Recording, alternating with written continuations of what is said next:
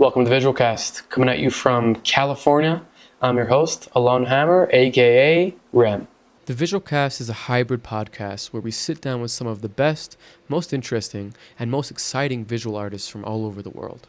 We chat about life, art, visuals, software, hardware, systems, crystals, alien downloads, spirituality, and catalysts.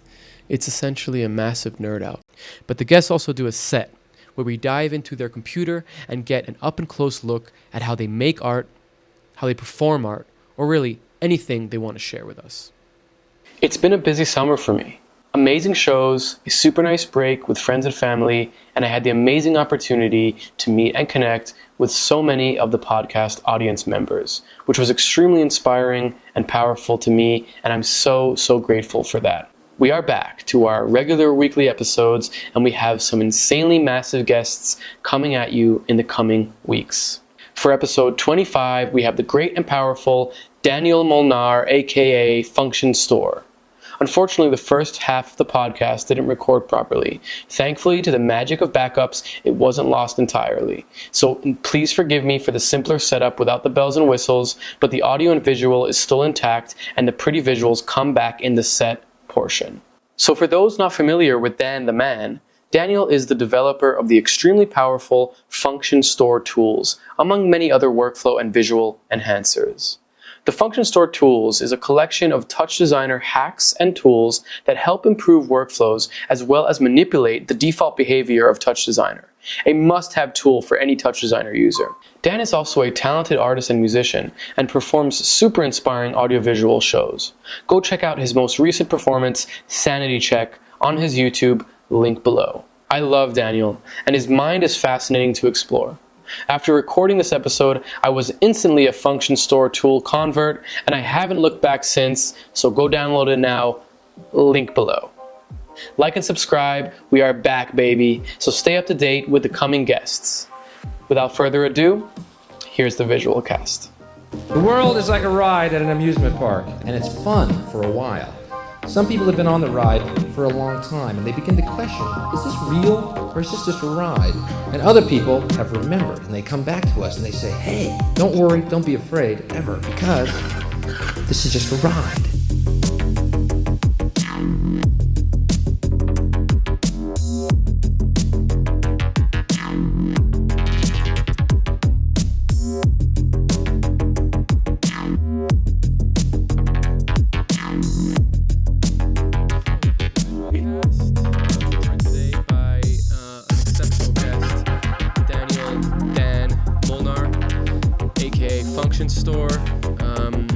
Exceptionally high-level, intelligent human being with the ability to make your life better in TouchDesigner and just in general make your life better. So welcome to the podcast, Dániel. Thank you very much. Yes, that's the goal.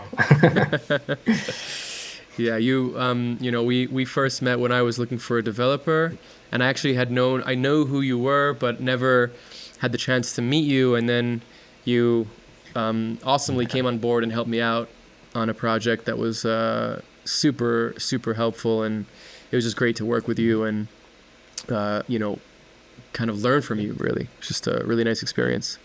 So I'm happy we got to share that. Likewise, yeah. Alrighty, let's jump right into it. So I'd like to start off with a more scripted question, and then we'll get into more conversational stuff.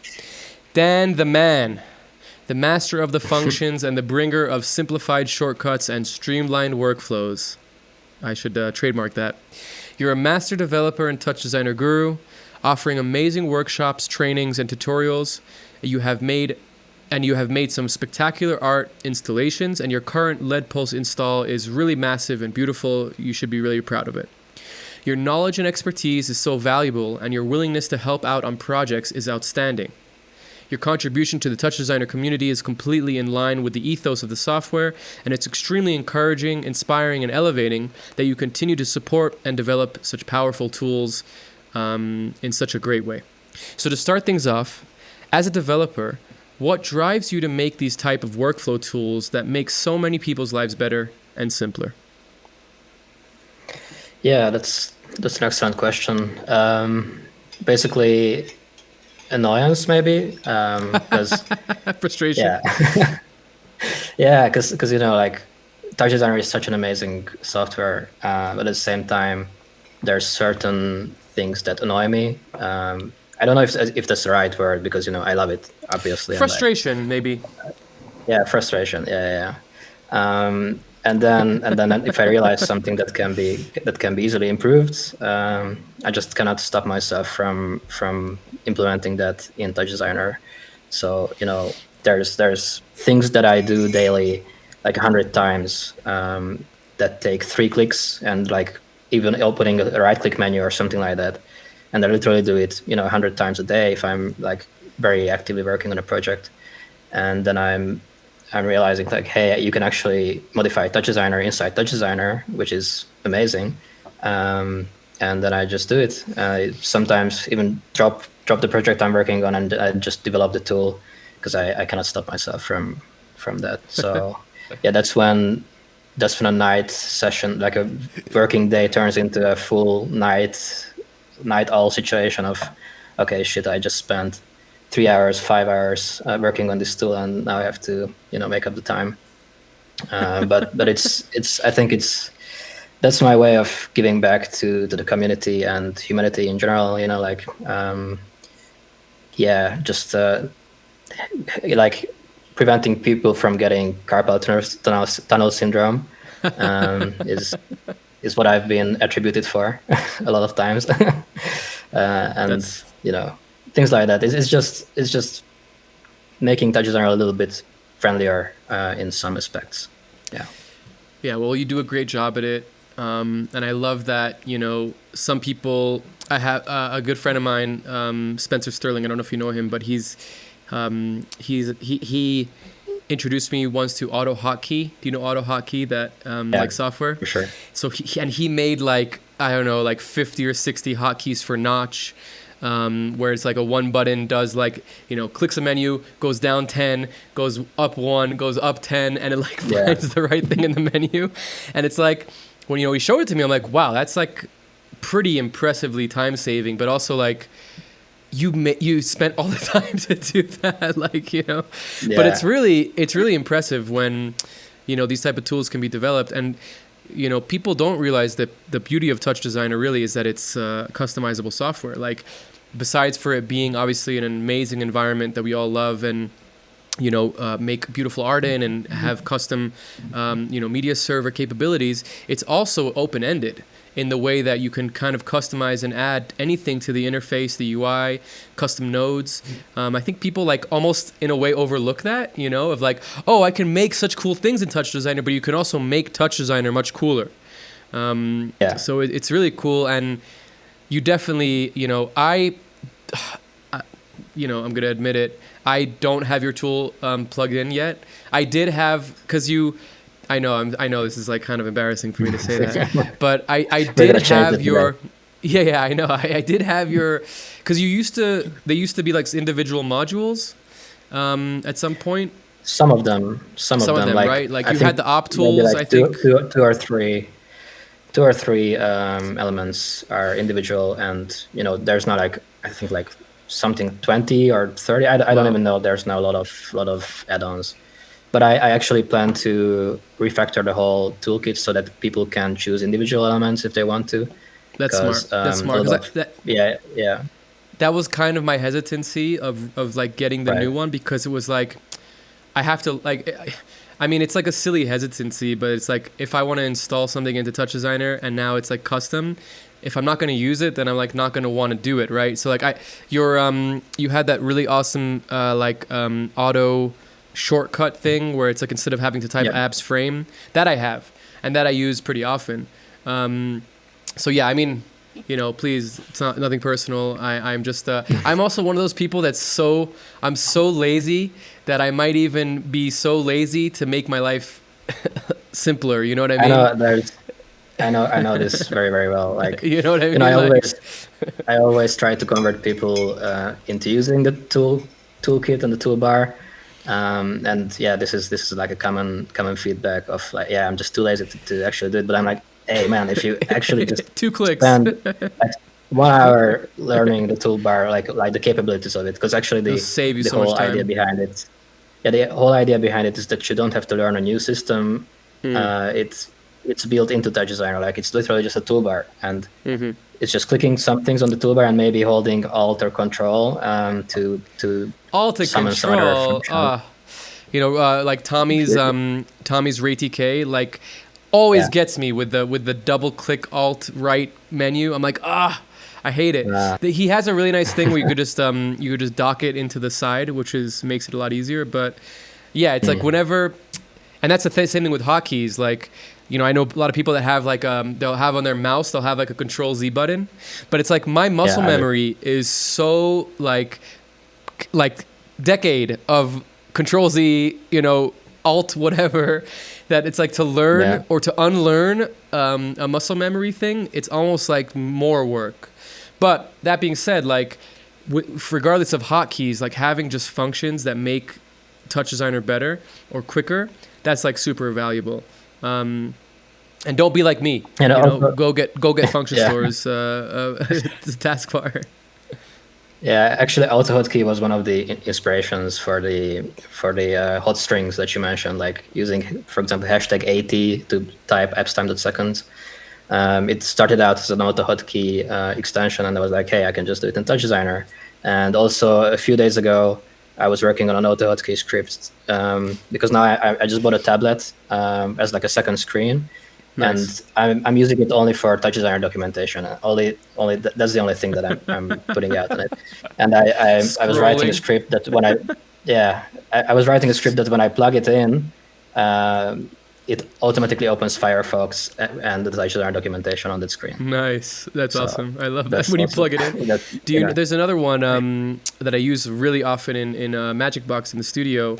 It's called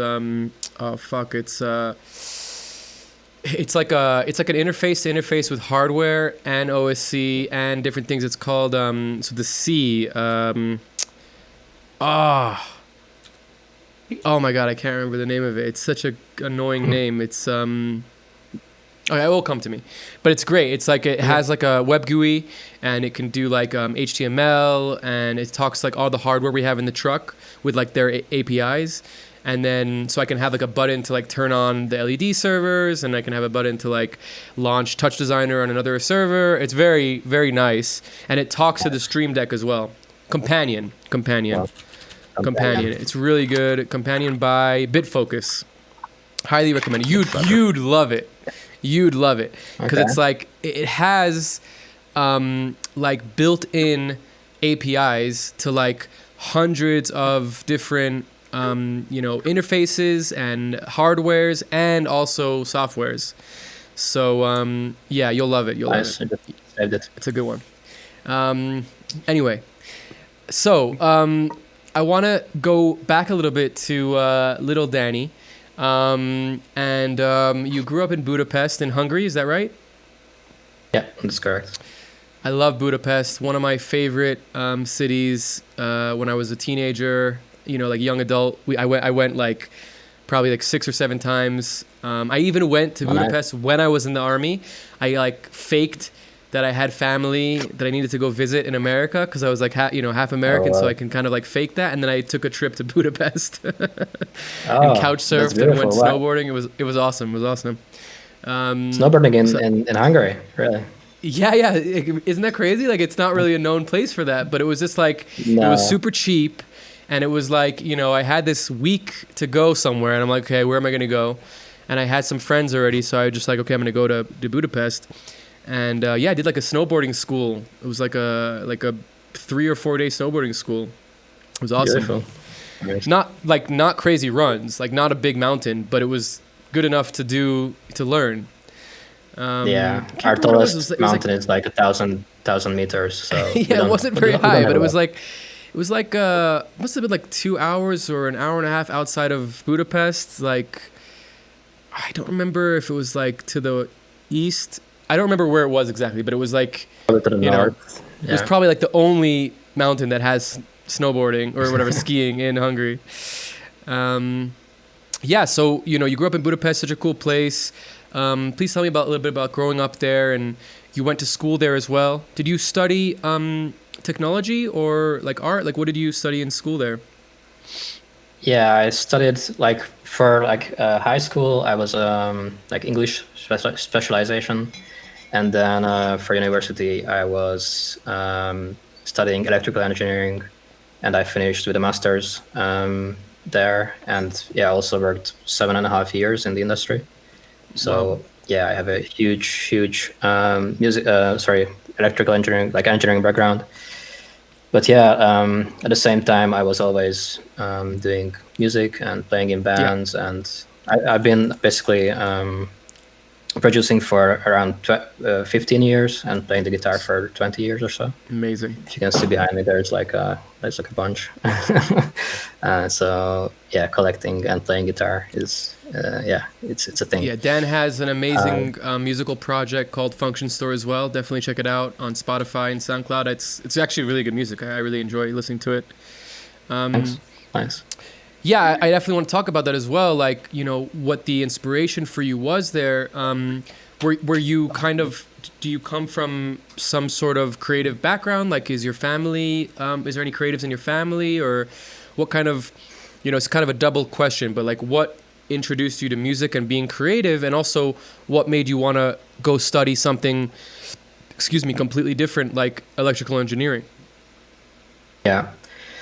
So yeah, my family doesn't really have any art background, except my sister is a photographer. So Oh, nice. I guess it's somewhere in our blood. Like my grandma, I know that she was working in a porcelain factory, and she Cool. was the one painting. Like there's like beautiful porcelain from Hungary, and she was painting those. So Wow. yeah, that's and so cool. my grandma, one of my grandmas, she's super great with drawing. So I guess there's, yeah, as I said, it's in our blood somehow. But my parents, they don't have anything to do with art really, except my dad. He's a huge music nerd. So yeah, I got also a lot of influence from him in terms of music taste and such. So I grew up basically listening to yes, like progressive rock. Nice. That was always It's on, a you know. surroundabout. Right. You've got a great voice. Nice. Oh, thank you. Appreciate that. Do you know, sorry, it's like totally off the thing, but do you know Rush? Because my dad is like a Yeah. huge Rush fan, and like I listened to Rush from a super young age as well. It's also considered Nice, progressive yeah. rock, I think, no? I think so. Yeah, somewhere in Today's between Tom progressive Sawyer and is a psychedelic. mean round. Bum, bum, bum, bum. It's a good one. It's a Nice. good one. Yeah. But yeah, in general, not much to do with art really, and it wasn't like, you know, it wasn't really introduced in like any way of like, hey, here's like, hey, like, do you want to do this or do that? For me, music just came by kind of. I had a toy like synthesizer, like a Casio, and I was playing a lot with it. Just listening to my grandma's cassettes. Like, I don't know if you know Richard Kleiderman. He's like a German or Austrian like pianist, like beautiful blonde hair and like, you know, the Oh, classic, I don't know this one. classic kind of pianist look. Anyway, it's not very spectacular. But yeah, I was just listening to that and just, you know, just playing with the piano. So that was the first introduction to, and like I very very vividly remember doing that a lot. And then Was there any like around, inspiration for that, or you just kind of naturally just was interested by it? yeah, I think it all came natural. Just naturally. There was no, So cool. yeah. I love Yeah, and that. then when I was around 10, that's when I got my first guitar, I think. Wow. And That's awesome. even the first song that I played, I didn't even know, but I played Black Sabbath, "Smoke on the Water." Like it was, I was just playing the right notes, like on the water. This is a musical episode. yeah, it turns into it, yeah. But yeah, I was just playing the notes that sounded good, and my dad was like, "Hey, that's actually Smoke on the Water." I'm like, That's I don't know so what that funny. is, no? That's so Yeah. funny. So yeah, and then there was no looking back. I was just a, you know, cool guitar playing guy, you know, like that was my thing. Persona. cool or not cool, but guitar playing guy. Definitely. Yeah, and yeah, I just kept doing it, always in the background, whatever I was doing. And obviously, going into engineering school was all about getting a good foundation in terms of education, and getting a good degree that I start life with. And it was the only thing, the only driving force, let's say. Of course, like I was interested in electronics because of synthesizers. So Interesting. I was messing around with circuit bending. I'm sure you know, when you open up a synthesizer and you kind of mess with the electronics by connecting things that you shouldn't be connecting. Oh wow! And I don't know that. That kind of that creates glitches that are super random. Like you connect a pin of a resistor with another resistor somewhere else in the board, trying not to get electrocuted. Of course, you should always be doing it with like batteries and stuff. Yeah. And then yeah, something just totally random happens, and you can then solder buttons, so you can summon these kind of glitches. Yeah. So cool. I was interested in that. That was kind of one of the reasons I went into electrical engineering, I guess. But like once I started university, I lost interest in that kind of a thing, because it was just so much learning to do that I didn't really have time for hobbies or anything else really. So this kind of circuit bending and electronics really fell on the wayside, if that's how you say it. And then I also realized that I don't really like getting my hand dirty too much. Or like I'm not that good with like handiwork, let's say. So like soldering and stuff wasn't too interesting. I enjoyed just sitting in front of the computer and programming more. So got into programming really like deeply. Mostly embedded engineering, so our embedded software development, meaning microchips and custom hardware, that kind of stuff. So yeah, I worked for a company that was doing custom firmware and custom hardware for like consumer electronics. My first project was a GoPro accessory. Wow! It was called Rodcam. It was like It was a very cool project.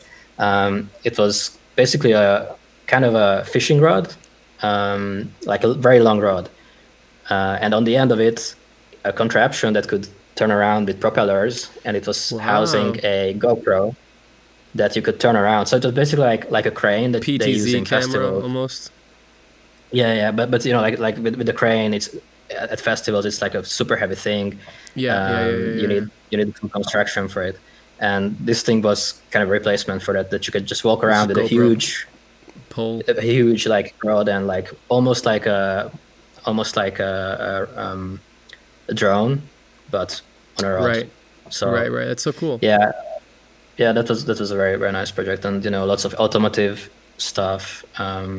So yeah, just pure engineering. And in school, did you study like did they learn code? Like was that part of the studies, or was it more like physical, like engineering? Yeah, it was definitely a big part. Like I specialized in embedded systems, so okay, so you got like more interested in that. Yeah, definitely. And Python was also part of the studies, or part of my learning path. And the most I've used Python now is in TouchDesigner. Like the past year, I've written much more code in TouchDesigner than when I was working as an engineer, for sure. That's so funny. The irony in that of like TouchDesigner being a node-based system where you don't need a code, but you've written more code in TouchDesigner than I love that irony. That's so cool. So yeah, so you were kind of like almost getting infatuated by this kind of idea of being a developer, or like kind of finding your your voice, as it were, in kind of this computer science place. Was there like a moment where like the clicking for you kind of happened of like, oh, I'm not expressing myself through music, but I'm expressing myself through a different medium, and it's like almost the same. Like I had this very big I've talked about this a lot, but I had this moment where when I came to the States and I stopped being an artist per se and started becoming more of a developer and like, you know, a supervisor, developer, you know, systems engineer, and like started creating more tools. I was like, oh, I'm not an artist anymore. And I was an artist, you know, my whole life. And like, that was kind of like what I built my career on and how I got the job to do all this development. And then I'm like, but I'm not like depressed. Nothing's missing in my life. I'm still scratching the creative itch. And then I kind of, you know, realized that I wasn't really, like, art was just a mechanism to express myself. And now I'm expressing myself through development and writing systems and, you know, solving different types of problems. So it took me until my, you know, late 20s, early 30s to figure that out. But I feel like, you know, somebody like yourself who, you know, you almost went in a very, you know, you started off as this very creative kind of, you know, interested kid of wanting to do music and interested in all these synthesizers and stuff. And then it was like, oh, actually, what I really find cool is like this whole connecting all these things and developing these systems. So engineering, I don't know if I found it cool. It was definitely, if you're asking about that, like, it was just a very good degree to have. So I think that was as I said, that was the main driving force behind engineering. And of course it's cool, like everything is cool about it and all that. But, you know, I've, in the back of my head, I was always more interested in music, I think, even though it got to the sidelines because of studies, obviously. But once I was out of university, I again started to find myself in music. I was playing in bands. I was producing a lot of music in my free time. Like literally, like I got off work and just went home and produced music. I have hours and hours and hours of unreleased stuff. So it was always in the bag. And then basically the visuals also came obviously through music to me. I spent a lot of time in my teenage years just watching milk drop visualizers. So if somebody doesn't know, it's the visual engine that was part of Winamp, this very kind of archaic music player by today's standards. Winamp for the win. Such a good one. Yeah. I miss it. Yeah, I love it. I think they are super customizable. Yeah. And the visuals there were also like, later I learned that you can actually customize all the visuals that are there, and there were literally thousands of visuals. I think it was all GLSL, if I'm not mistaken. Yeah, or some like very early version of it. Yeah, something similar for sure. Yeah. And there was also an editor that you could just press M, and it brought up like a very basic editor of editing shapes and connecting things. Oh, I know that. That's cool. Yeah, so once I realized that, I was like, okay, shit, I can actually create some cool visuals by writing code. So that was kind of the first entry into the visual world, I guess. I guess my anecdote was kind of more of like, was there a moment that clicked for you of like, and because I feel like it's important to express to people, like, there's not only one way to be an artist. There's not only one way to be creative. Do you know what I mean? I feel like a lot of people, especially young people, they get stuck in this kind of loop of like, if I want to be an artist, I have to do this. And if I want to do music, I have to do this. And it's like, well, okay, but there's also like, what is it about making the art, or what is it about making the music that you enjoy, that makes you feel good, right? And then maybe maybe you can do that in a different thing or in a different way. And I feel like that's important. Was there any moment that clicked for you? Because you obviously enjoy programming, right? You enjoy it. It fills you up with something, right? Like you're expressing yourself. But it's vastly different than playing a guitar, right? Yeah. But is it? You know what I mean? Like. Yeah, I've never thought about it. There was definitely no like time where it was like clicked. You know, it was it's a process. It just happens. I don't know. I really cannot answer this. It just okay. It also just came naturally. You know, like all these things. I try not to think too much about these things. And just, I'm an overthinker, right? I can't help it. Yeah, just do whatever and. Whatever feels just try good. to do the best that I can, and you know, I'm a super perfectionist also, so that I think helps in this. That whatever I do, I'm trying to be unique and kind of stray away from the pop. For example, when it comes to music, definitely. I was just trying to be unique when I was doing my music projects, or when I'm doing my music projects. So uniqueness is a driving force. Definitely want to talk about perfectionism in the second part of our interview, because I feel like that's a really nice topic as well. So, okay, let's shift a little bit away from this esoteric conversation into more like concrete stuff. So you were playing music and you kind of started seeing these music visualizers. And I know you've told me that you kind of, you were releasing an album or an EP and you wanted to make visuals for your album and EP. And you started using After Effects, and then you found. Oh, I'll let you tell the story, but tell us a little bit tell us basically how you found TouchDesigner and what that kind of trajectory was. Right. Yeah. So as I mentioned, I was playing a lot with Milkdrop, but then I wanted to work on the timeline, or make a music video with like custom animations and stuff. So Milkdrop is super nice for like VJ tools. And by the way, if you want to play with Milkdrop, it's still super cool. There's now a program called NestDrop, which implements Milkdrop. Yes. Yeah, what's the developer's name? He's a really nice guy. I'm not sure. I always forget his name. He's a really lovely guy. Continue talking. I'll find his name. Yeah. So then I was like, okay, what are people using for visuals? And After Effects was the first thing that came in front of me. I started playing around, just trying different effects and combinations of effects.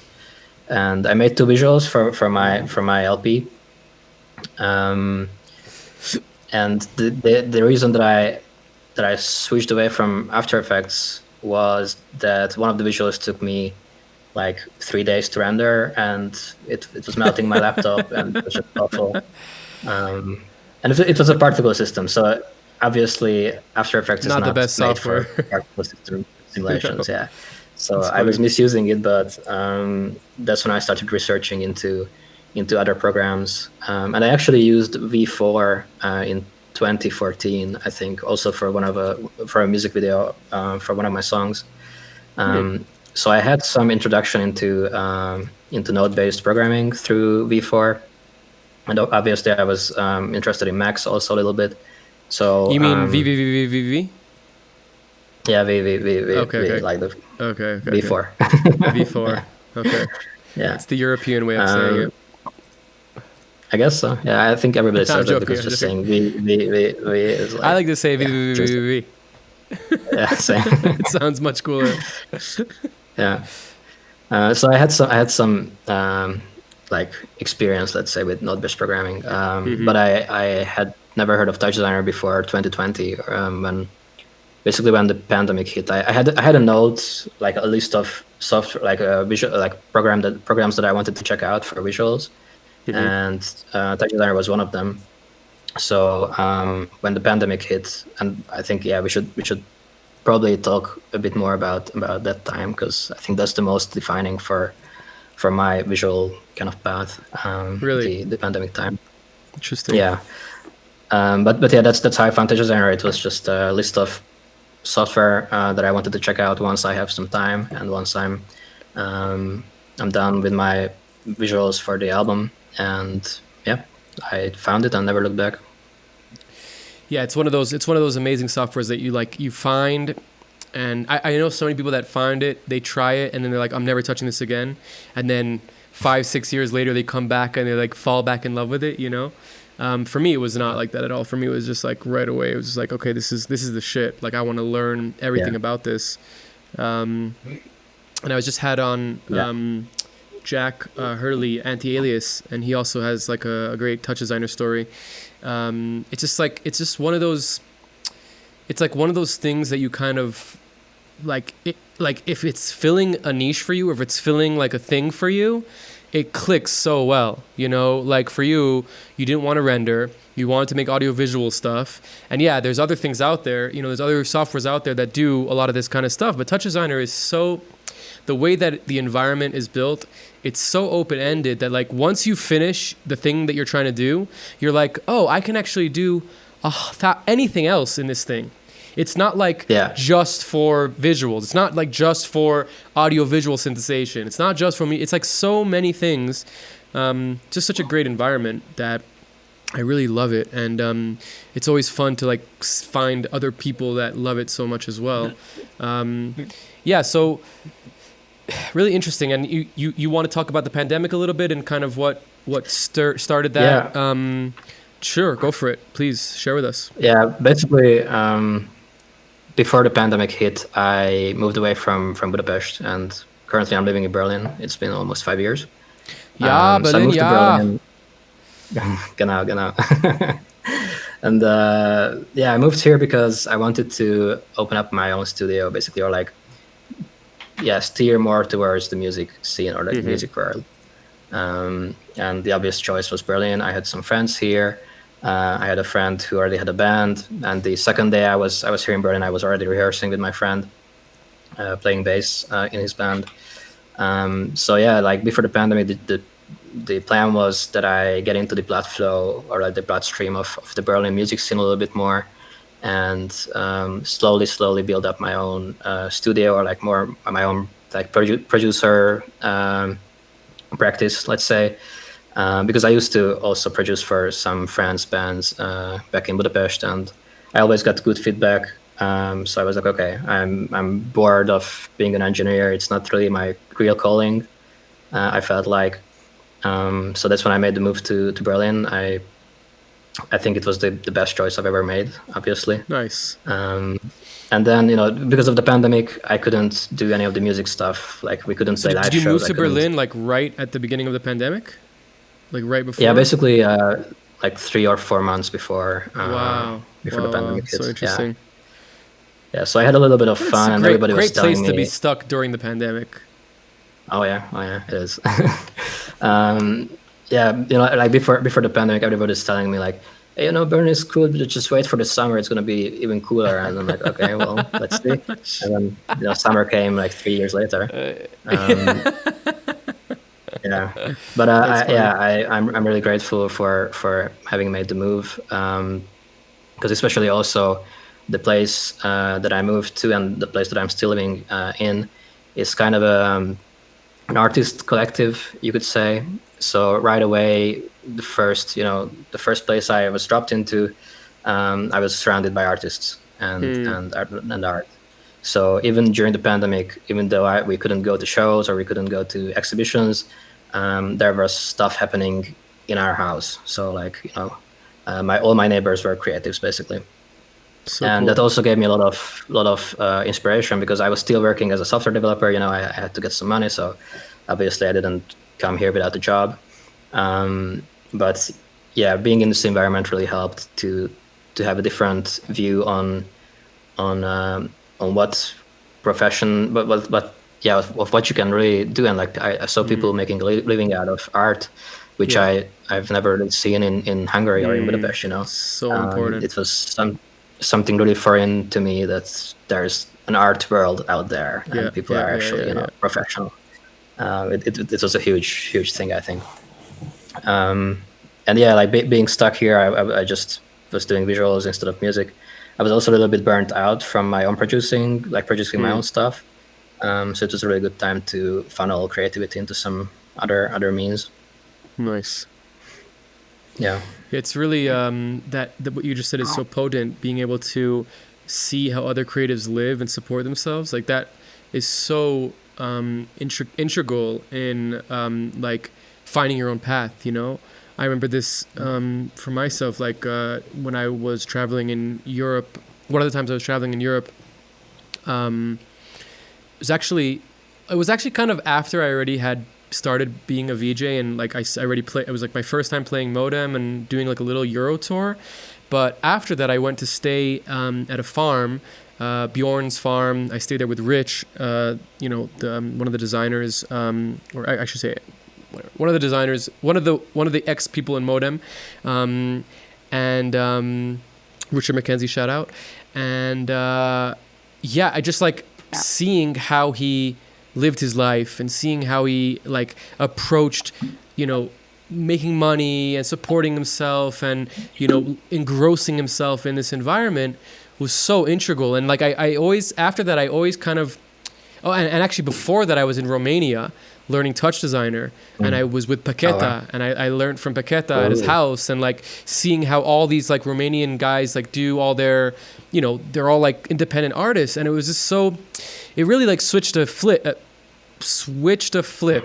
switch to like to like what it's possible, you know. And also like not that I really wanted to live the same way that they lived, but it kind of gave me like the confidence and inspiration to be like, okay, I can do my own thing. I don't have to, you know, be a starving artist, or I don't have to, you know, I don't know, do this thing or do that thing to do the right thing, you know.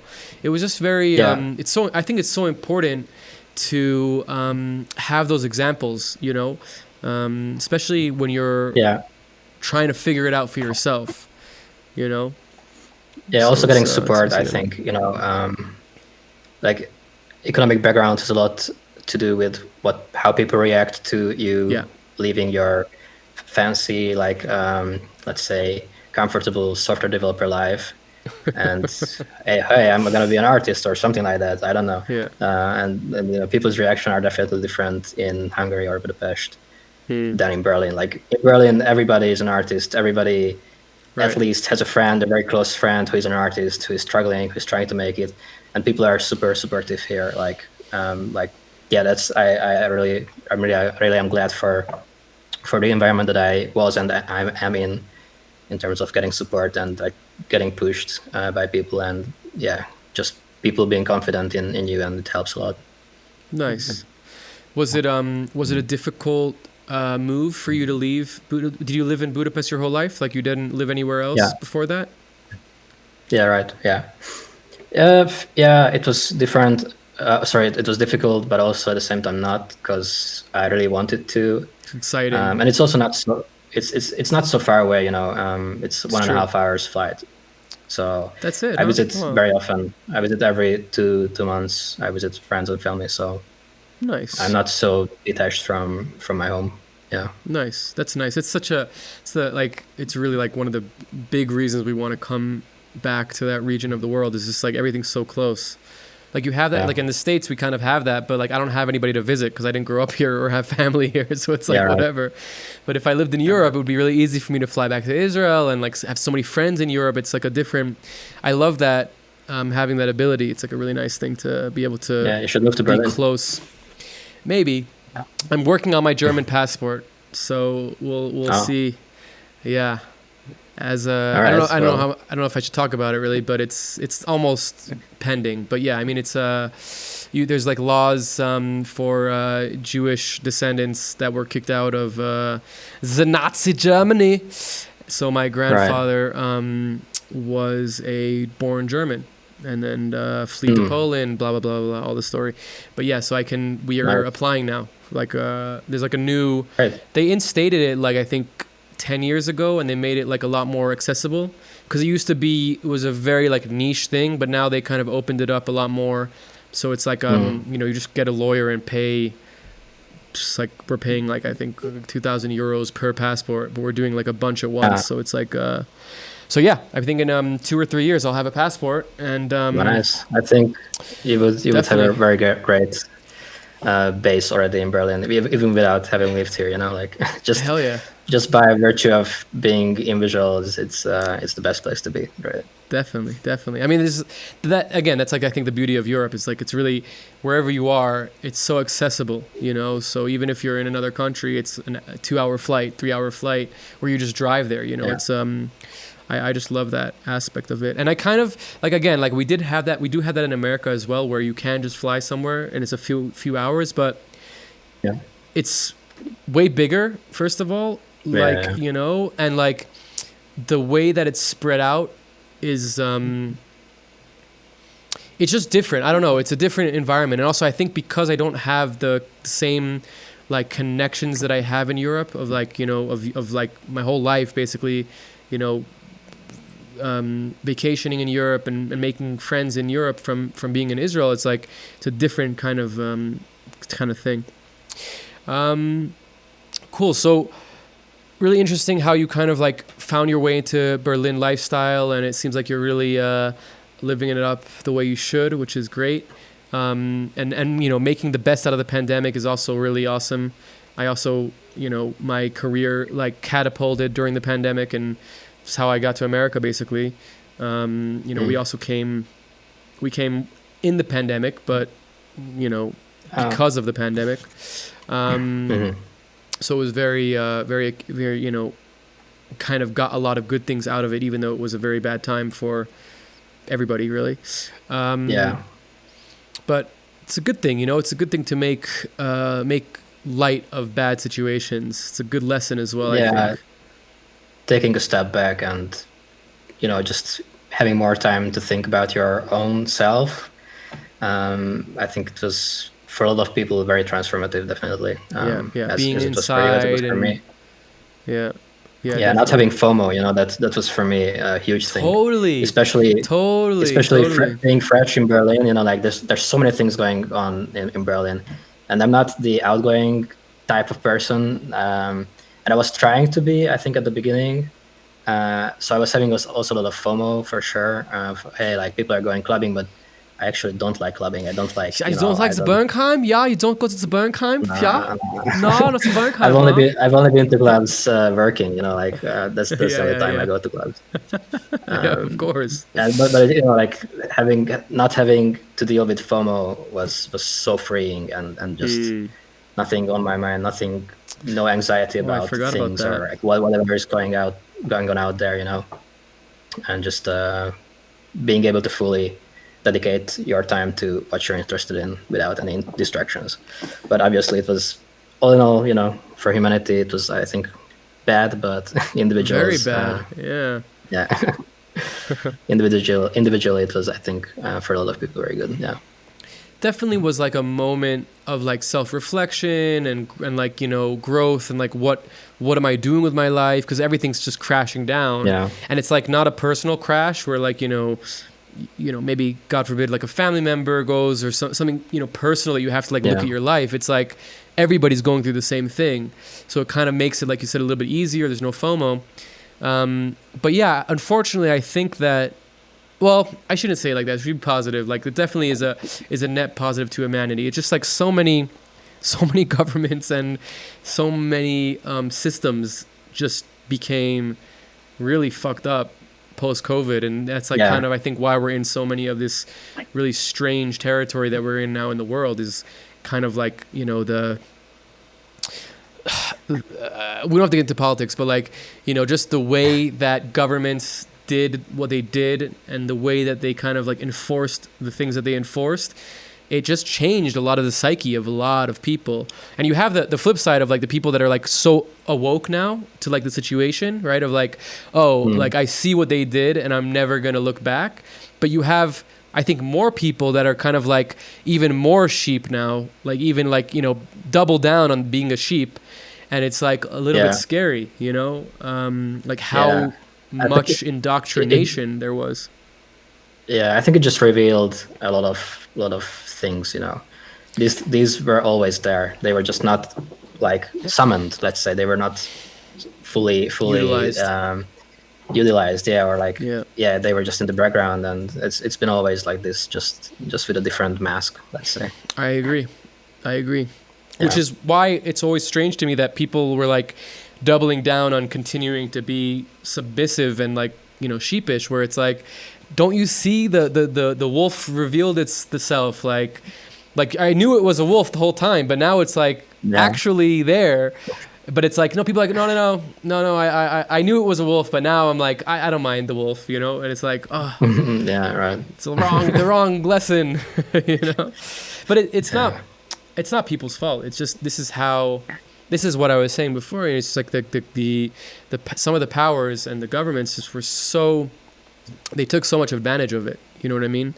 And it was such a really strong power shift, and like the same, like you said, the same power shift of like the awakening of people was like the flip side of it was like the same power shift of like making things more, you know, controlled and surveilled and indoctrinated. So, but we're still in the post of it, you know. Who knows what the actual outcome will be?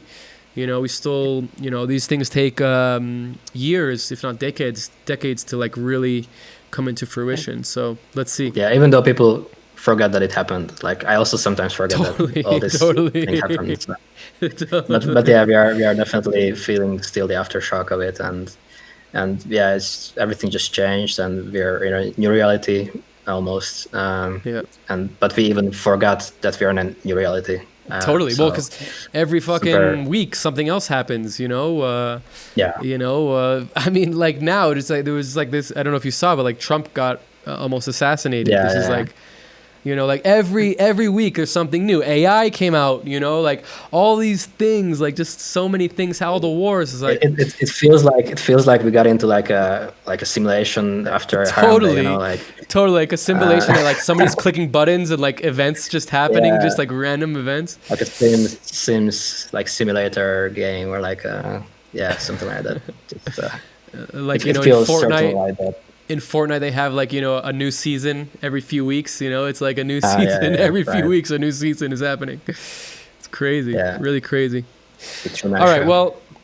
So before we jump into your set and kind of get like a little bit more acquainted with your tools and kind of what you have ready for us, I'd love to talk a little bit about, you know, specific TouchDesigner stuff to do with you. So you have your, you did your TouchDesigner in session, which is a very, for anybody that doesn't know, TouchDesigner in sessions are, I don't know if they still do them as often, but it's kind of almost like a podcast where they'll do like a live kind of hour-long showcase of different developers and tools in the TouchDesigner community, and it's run with Greg and Isabel, thank you. And they, you know, so it's a very big honor to be on it, and you know, your in session was great. Yeah, please tell me a little bit about that and kind of like what that meant to you, and you know, what the post of it was. Right. Yeah, I actually talked about it with Greg and Marcus Heckman back in 2023 in Berlin. So they held the TD Summit, or like the big global meetup in Berlin last year, in April. Yeah. And then, you know, I was already working on my toolkit, and I got some people interested in it, like some of my friends, you know, and some friends were flagging down Greg. Hey, Greg, like, you should see what this guy is doing, you know. And then we were helping with the event also. So yeah, I just gave Marcus and Greg a little intro of the toolkit and kind of what I'm cooking there, and they were super excited. And then a few months later, in the last summer, they invited me for the in session, which to me was like a huge honor to do, because I, you know, talking to the creator, like kind of, you know, it's the master. It's very rare. Yeah, almost, I don't want to say God, the but God. You know, like he's a god. He's like a god. God of TouchDesigner, yeah, sure. Every time I get to see him in person, I'm like, oh, wow, this guy is so. He's a very humble guy, but he's just like something about his energy, you know, is like very like elevated, you know, like enlightened, super almost. Chill. Yeah, very chill. And you know, like they invited also some other developers from the derivative team, and we got to just dig deep into the TouchDesigner like backdoors, let's say, and also just thinking about how things can be improved together, also of TouchDesigner. So for example, some of the changes that I was doing in my toolkit, and I will show it soon, they were like, hey, why don't we actually do this? You know, like they were getting ideas of my ideas, and that was like super validating of, okay, I'm actually doing something useful here, and yeah, it was just great. And afterwards, I released the toolkit like properly, and I'm still updating it, you know, every month, or like whenever I find something to upgrade. That's awesome. yeah, it's Greg is such a great guy, and also the whole team. I mean, like really, they're really so dedicated. Yeah, I've really had the real pleasure and honor of spending a lot of time with them whenever they come to California, and it's always such a blessing and a really nice moment that I get to spend time with them. Cool. Yeah. So I also wanted to jump into like your workshops and your teachings. Like you do so many workshops and teaching. Like was kind of were you always kind of interested and attracted to like teaching and passing on information, or is it something that kind of came just natural? You're a very natural guy. I think everything kind of comes to you naturally. You don't think too much about things, but is it something that you must enjoy it, right? You do a lot of it. What is some things that you enjoy about it? Like what do you like about teaching and workshops and stuff like that? Yeah, I was never like a teacher kind of person, and I don't know if I am, or like, I definitely know my weaknesses in teaching for sure. So I'm always trying to improve on that. But yeah, like the first teaching, the first ever time that I taught was at the Music Hack Space. So basically how it started, and how a lot of my career actually started was thanks to Billiam Electronaut. I think we have to mention. Shout out Billiam for sure. Yeah, his part in recognize, like me getting some recognition is thanks to him for sure. Because also that's how I started freelancing, was thanks to his blessing, let's say, or like his his classes. He was working on a project that he couldn't take on, and I just released my first YouTube tutorial at the time, and it was very very adjacent to the topic that the project was about. Mm-hmm. So he just contacted me. He didn't even know that I was in Berlin. We didn't know each other. He just contacted me, and that's how I got my first freelance gig. Yeah, for sure. I mean, we were also flatmates for a year last year. Oh, no way! That's awesome. Got to know him. Yeah. I'm trying to get him and on. And also teaching. For sure. He also has his own podcast, so you're competitors. I know. Touch the Designer. Yeah. We're not competitors, bro. Come on, we're colleagues. No. There's no competition in TouchDesigner. There's no competition. Definitely not in TouchDesigner. Yeah. Definitely not in podcasts. No, I love his podcast. He was supposed to come on, but it's been a little bit hectic. But he will eventually. Yeah. Yeah, he's a lovely guy. For sure. Yeah. So also teaching came through him. He was holding a workshop at the Music Hack Space. I don't remember what the workshop was about, but he needed somebody as like a helper, kind of like if there's too many people teacher's assistant, yeah. And I was doing that for a few workshops, and then Music Hack Space just reached out independently if I wanted to hold some workshops at the platform. So I did some deep dives into chops, for example. That is still pretty much liked by a lot of people. Like getting to literally like the smallest details of chops and like the nature of chops. Also Python basics I did, and then also Kinect. Yeah, I think that was the 3 workshops that I did with Music Hack Space. And then lately I've been holding workshops at the Node Institute. I'm sure a lot of people know about the Node Institute. So they do the monthly meetups here in Berlin. They've been doing it for 5 years. It's going to be actually the 5th anniversary in a week, actually. Yeah. Nice. So yeah, it's a super nice group of people, led mainly by Stefan Kraus. And there's a lot of workshops that they host online mainly, so they are also available as recordings, but it's also just live interaction with the students. And I've been holding workshops there since the last year. I love doing it. I always learn more. I sometimes feel like I learn more than the students. Obviously it's not true, but to me that's also the value of teaching, that especially teaching beginners, you get questions that you just don't think about after a certain point. And for sure. super creative questions and kind of issues that you otherwise just wouldn't think about. Yeah, different perspectives, right? Like a fresh, Yeah. Not uneducated in a bad way, but uneducated in a good way, just like perspectives. I love teaching. I haven't managed, I do it every once in a while, but during the pandemic, I did a VJ course. Right at the beginning of the pandemic, I was like, okay, I'm broke as fuck. Like I need to do something to make money. And I'm like, okay, well, I could just do a course. And then I was like, you know what? I don't really want to make money off of this because I feel like it's, it should be kind of free information.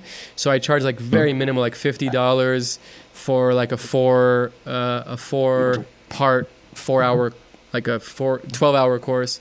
And then because it was so cheap, I got like 20 people. So like paid my rent that month. It was like so great, Nice.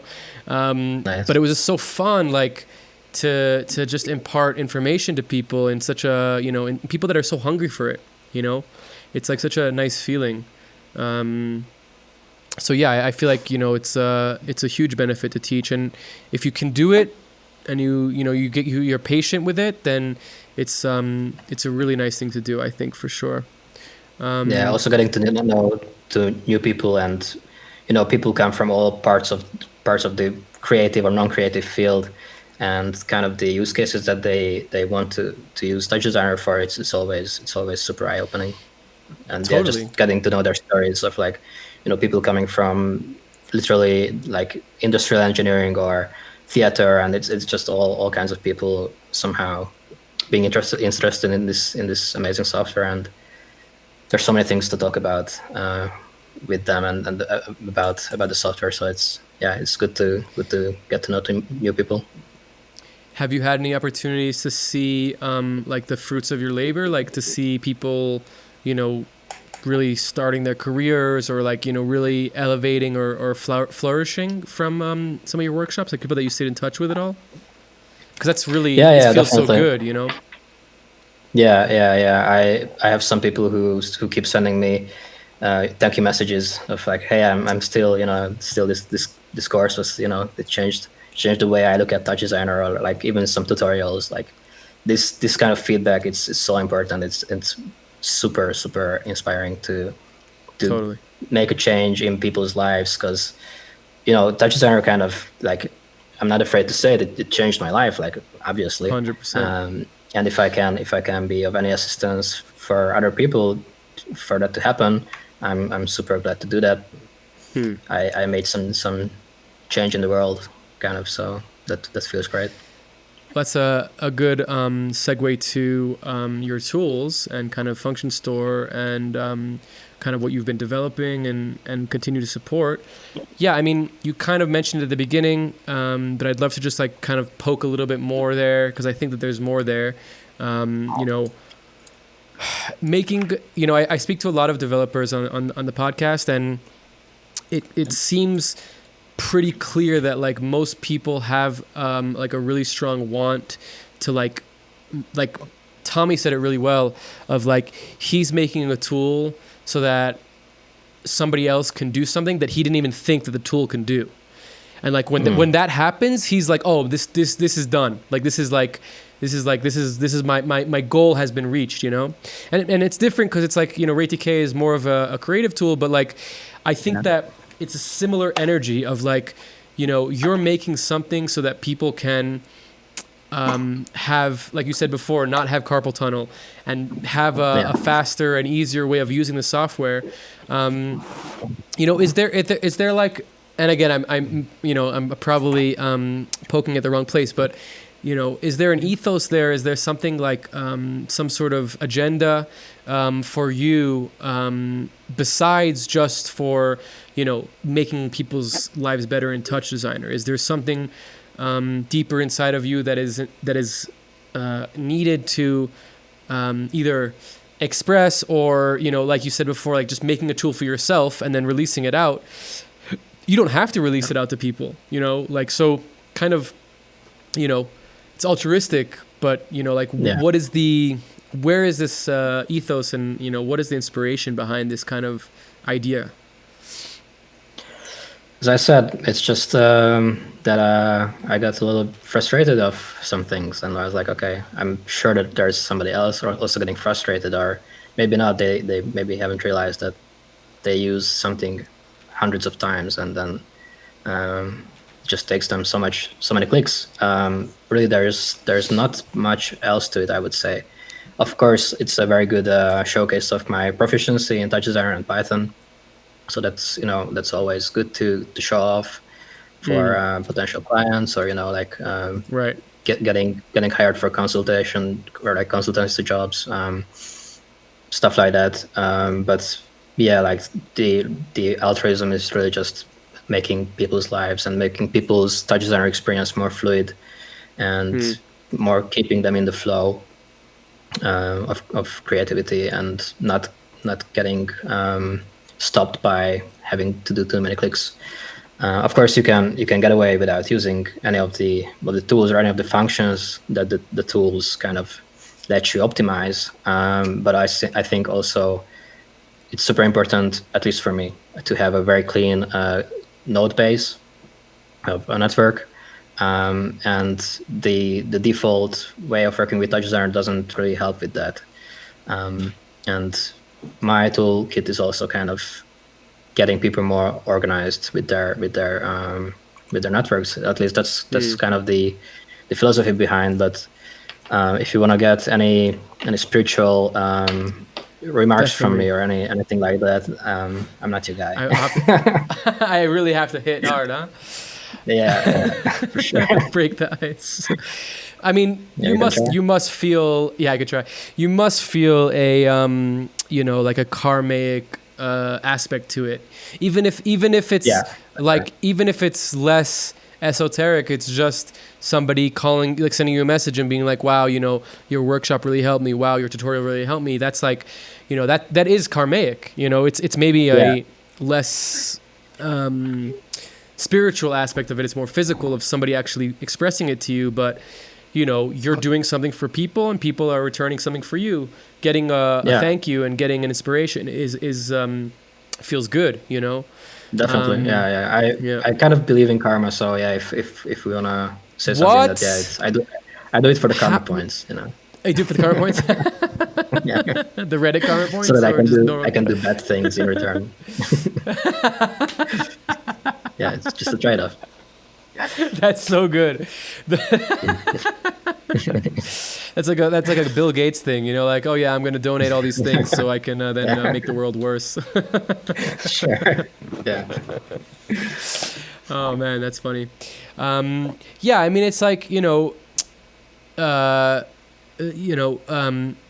developing tools like workflow tools is very specific. It's not like a direct thing of like, here's something to help you make, art, or here's something to, here's a specific connection for Ableton or whatever, like some like API or plugin. It's like, it's very general, it's very general. Yeah. So I think that it's really smart that. No, please. Yeah, you have to spend a lot of time in TouchDesigner to also realize these things, and this kind of mentality comes after thousands of hours spent in TouchDesigner, realizing these things, and just realizing that it can be better, and it's actually not so hard to make it better, and it's not a new way of working in TouchDesigner to implement these into your workflow. It's really just getting used to a few buttons, and you don't have to use all of them, but even there's one button which I think everybody should use. I will show it soon, and yeah, it's not rocket science in the end. But also, I wanted to say that I also make creative tools. Like I have tools out there that help you create nice visuals. Like the ComplexOP was my first release and the first YouTube video I've recorded, and it's still used by a lot of people. I'm still getting tagged. I'm still getting thank yous. Nice. From that tool, and it was, I think, like 3 years ago at this point. Yeah, 3 years ago. Yeah, you also have a bunch of Connect tools that are really cool, or maybe not tools, but you have really good tutorials. I've watched those; those are really, really helpful. You also have I have Connect tools also. Yeah, I have also tools that don't generate visuals. They just help with Connect signal processing. For example, if you want to do a single player installation, but you have multiple people in a space in the view of the Kinect. It's not trivial to find with the Kinect shop the player one, because Kinect doesn't assign the player indices like it's random. It's all random. It's random. Player one is. Yeah. So determining player one and keeping it consistent, and even doing a queue system so that if player one goes out of view, the person who entered after, the person who came after, it's like a queue. Anyway, really? So there's a lot of that's so these cool. things.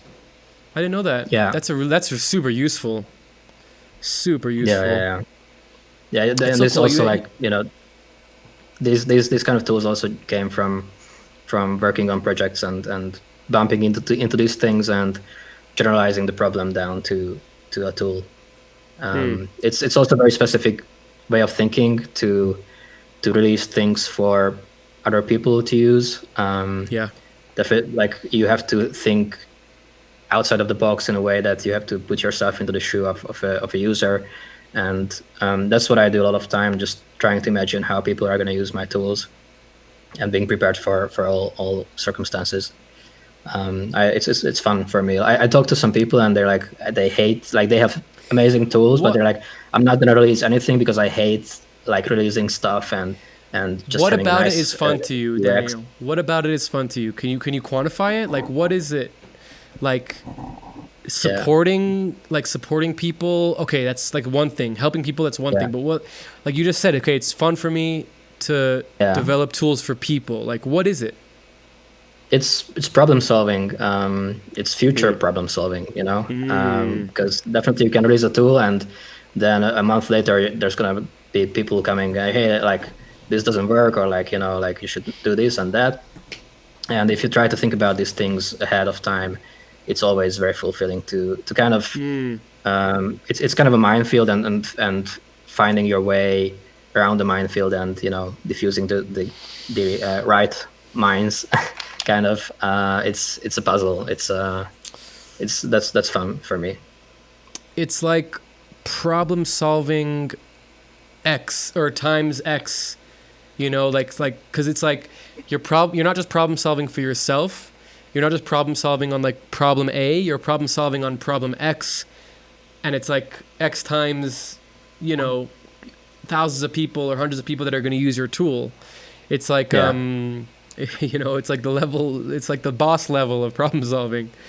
That's cool. Okay, that's also good. That's what I want to hear. Yeah. Also, your future self is always gonna thank you if you make something like decent. That when you come back to it a year later, you can still continue developing it or using it.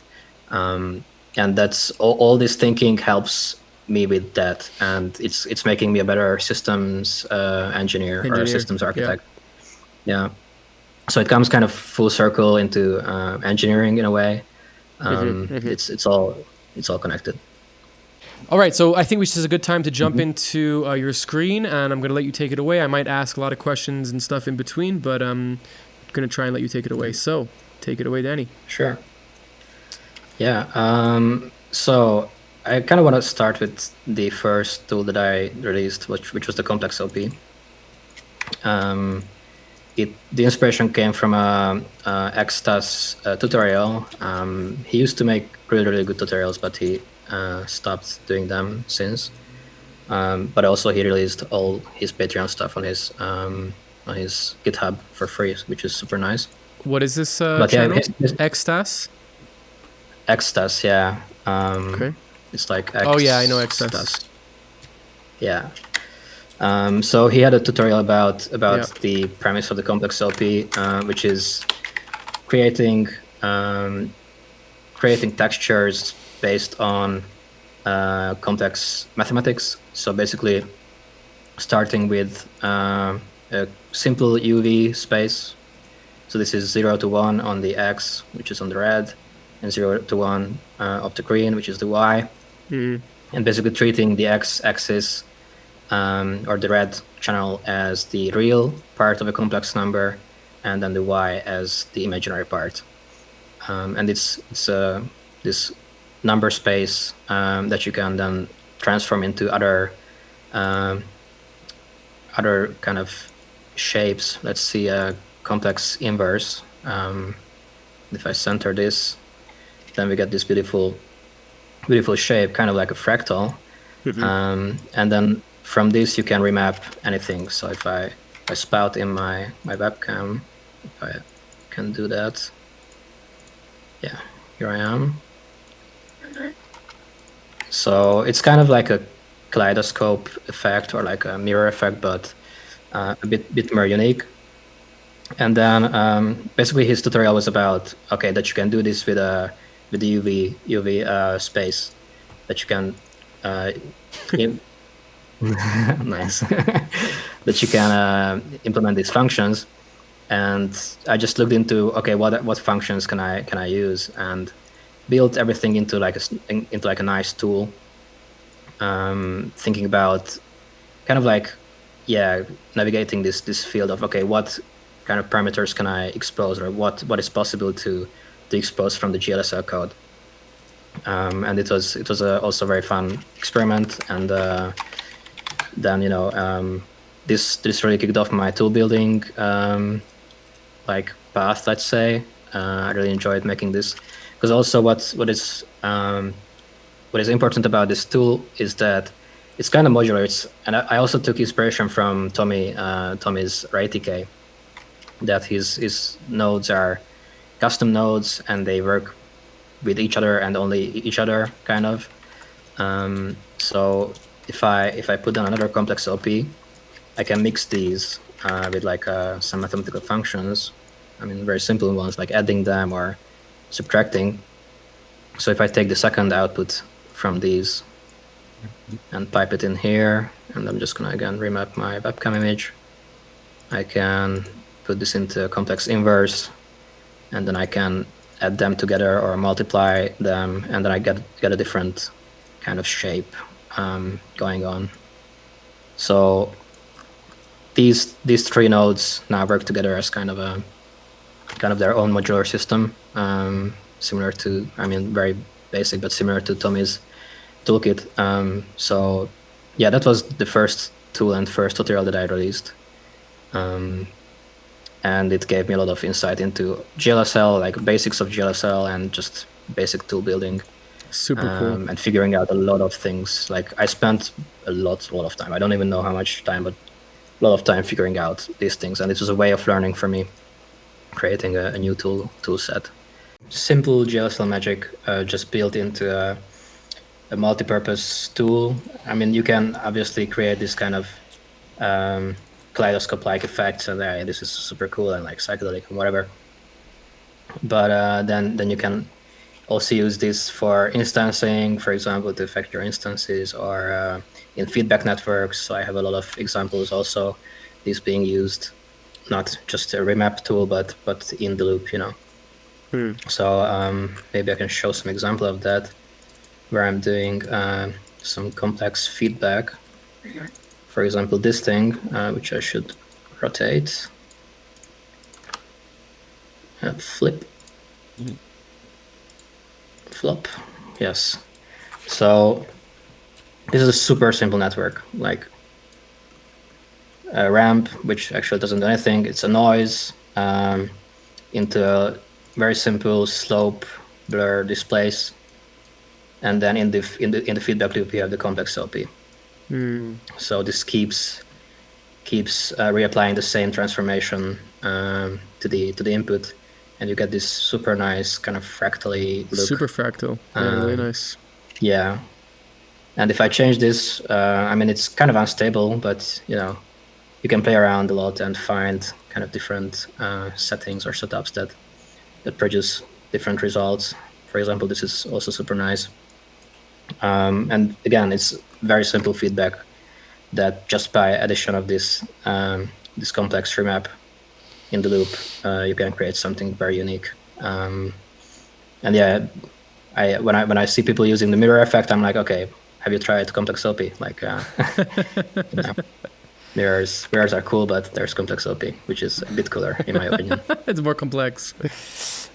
Yeah. Oh, wow. So yeah, I really super nice. Yeah. What is the network? really- What is the original image that you're feedbacking? Can you just show me for a second? Just noise. No, but in the feedback loop before it gets to the ComplexOP, that is displacement. I mean, it will the same. A little bit hard to see, I guess. Displacement. Yeah. Yeah, right. It's displacement, but if I turn off displacement, it's not going to do anything. Right. Right now. But yeah, it's basically displacement, and it's a classic feedback technique to the slope, blur, and then into displace. Nice. Yeah. So this is like one application that you can do with it. There's also some other. This is kind of similar. So cool. It also has some other feedback in the loop. But these kind of things, I don't know how you would create without the ComplexOP, and yeah, I just really like the aesthetics of this kind of stuff. Yeah, it's really fractal, like kind of endless tunnel like vibes. I'm sure you could add a zoom in there too and have it really like be an endless tunnel. It's really sensitive. This kind of feedback system. So like any kind of feedback system, it's very sensitive. But this is even more sensitive. But do you know I just learned this a few days ago, this technique of slowing down a feedback with a cache inside of the loop. Yeah. You know that one? Yeah. Dude, yeah, I was I've tried it. Yeah. So blown away by that. Like actually works. Yeah, it works I tried to use it for my own, like some of my own purposes, and I couldn't get it to actually like slow down. It altered a lot the behavior of the feedback. Of the so feedback. It wasn't like a one-to-one slowdown of feedback. It was definitely slower, but also just had a different feel to it, and different kind of interaction of the feedback network. I wish there would be like a nice time slider for the feedback. That would be so. You got to make that, Danny. That would be your next tool. Okay. Well, I add it to the list. Okay.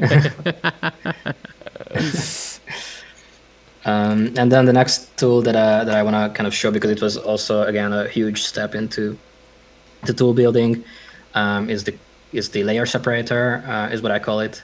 So a little bit of a background for this tool is I used a app called Glitch Lab or Mirror Lab. There's like two apps that are basically the same.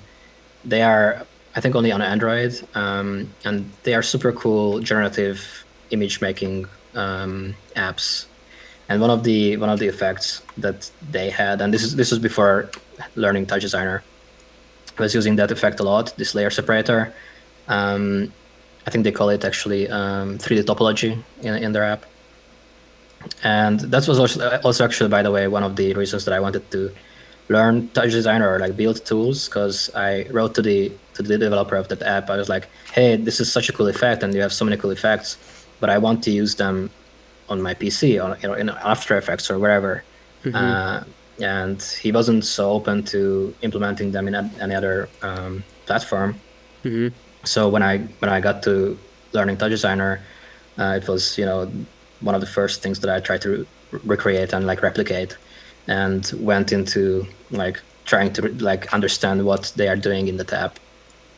And what basically happens with that effect is taking an input image, which in this case is a simple ramp, and then based on the luminance, you create.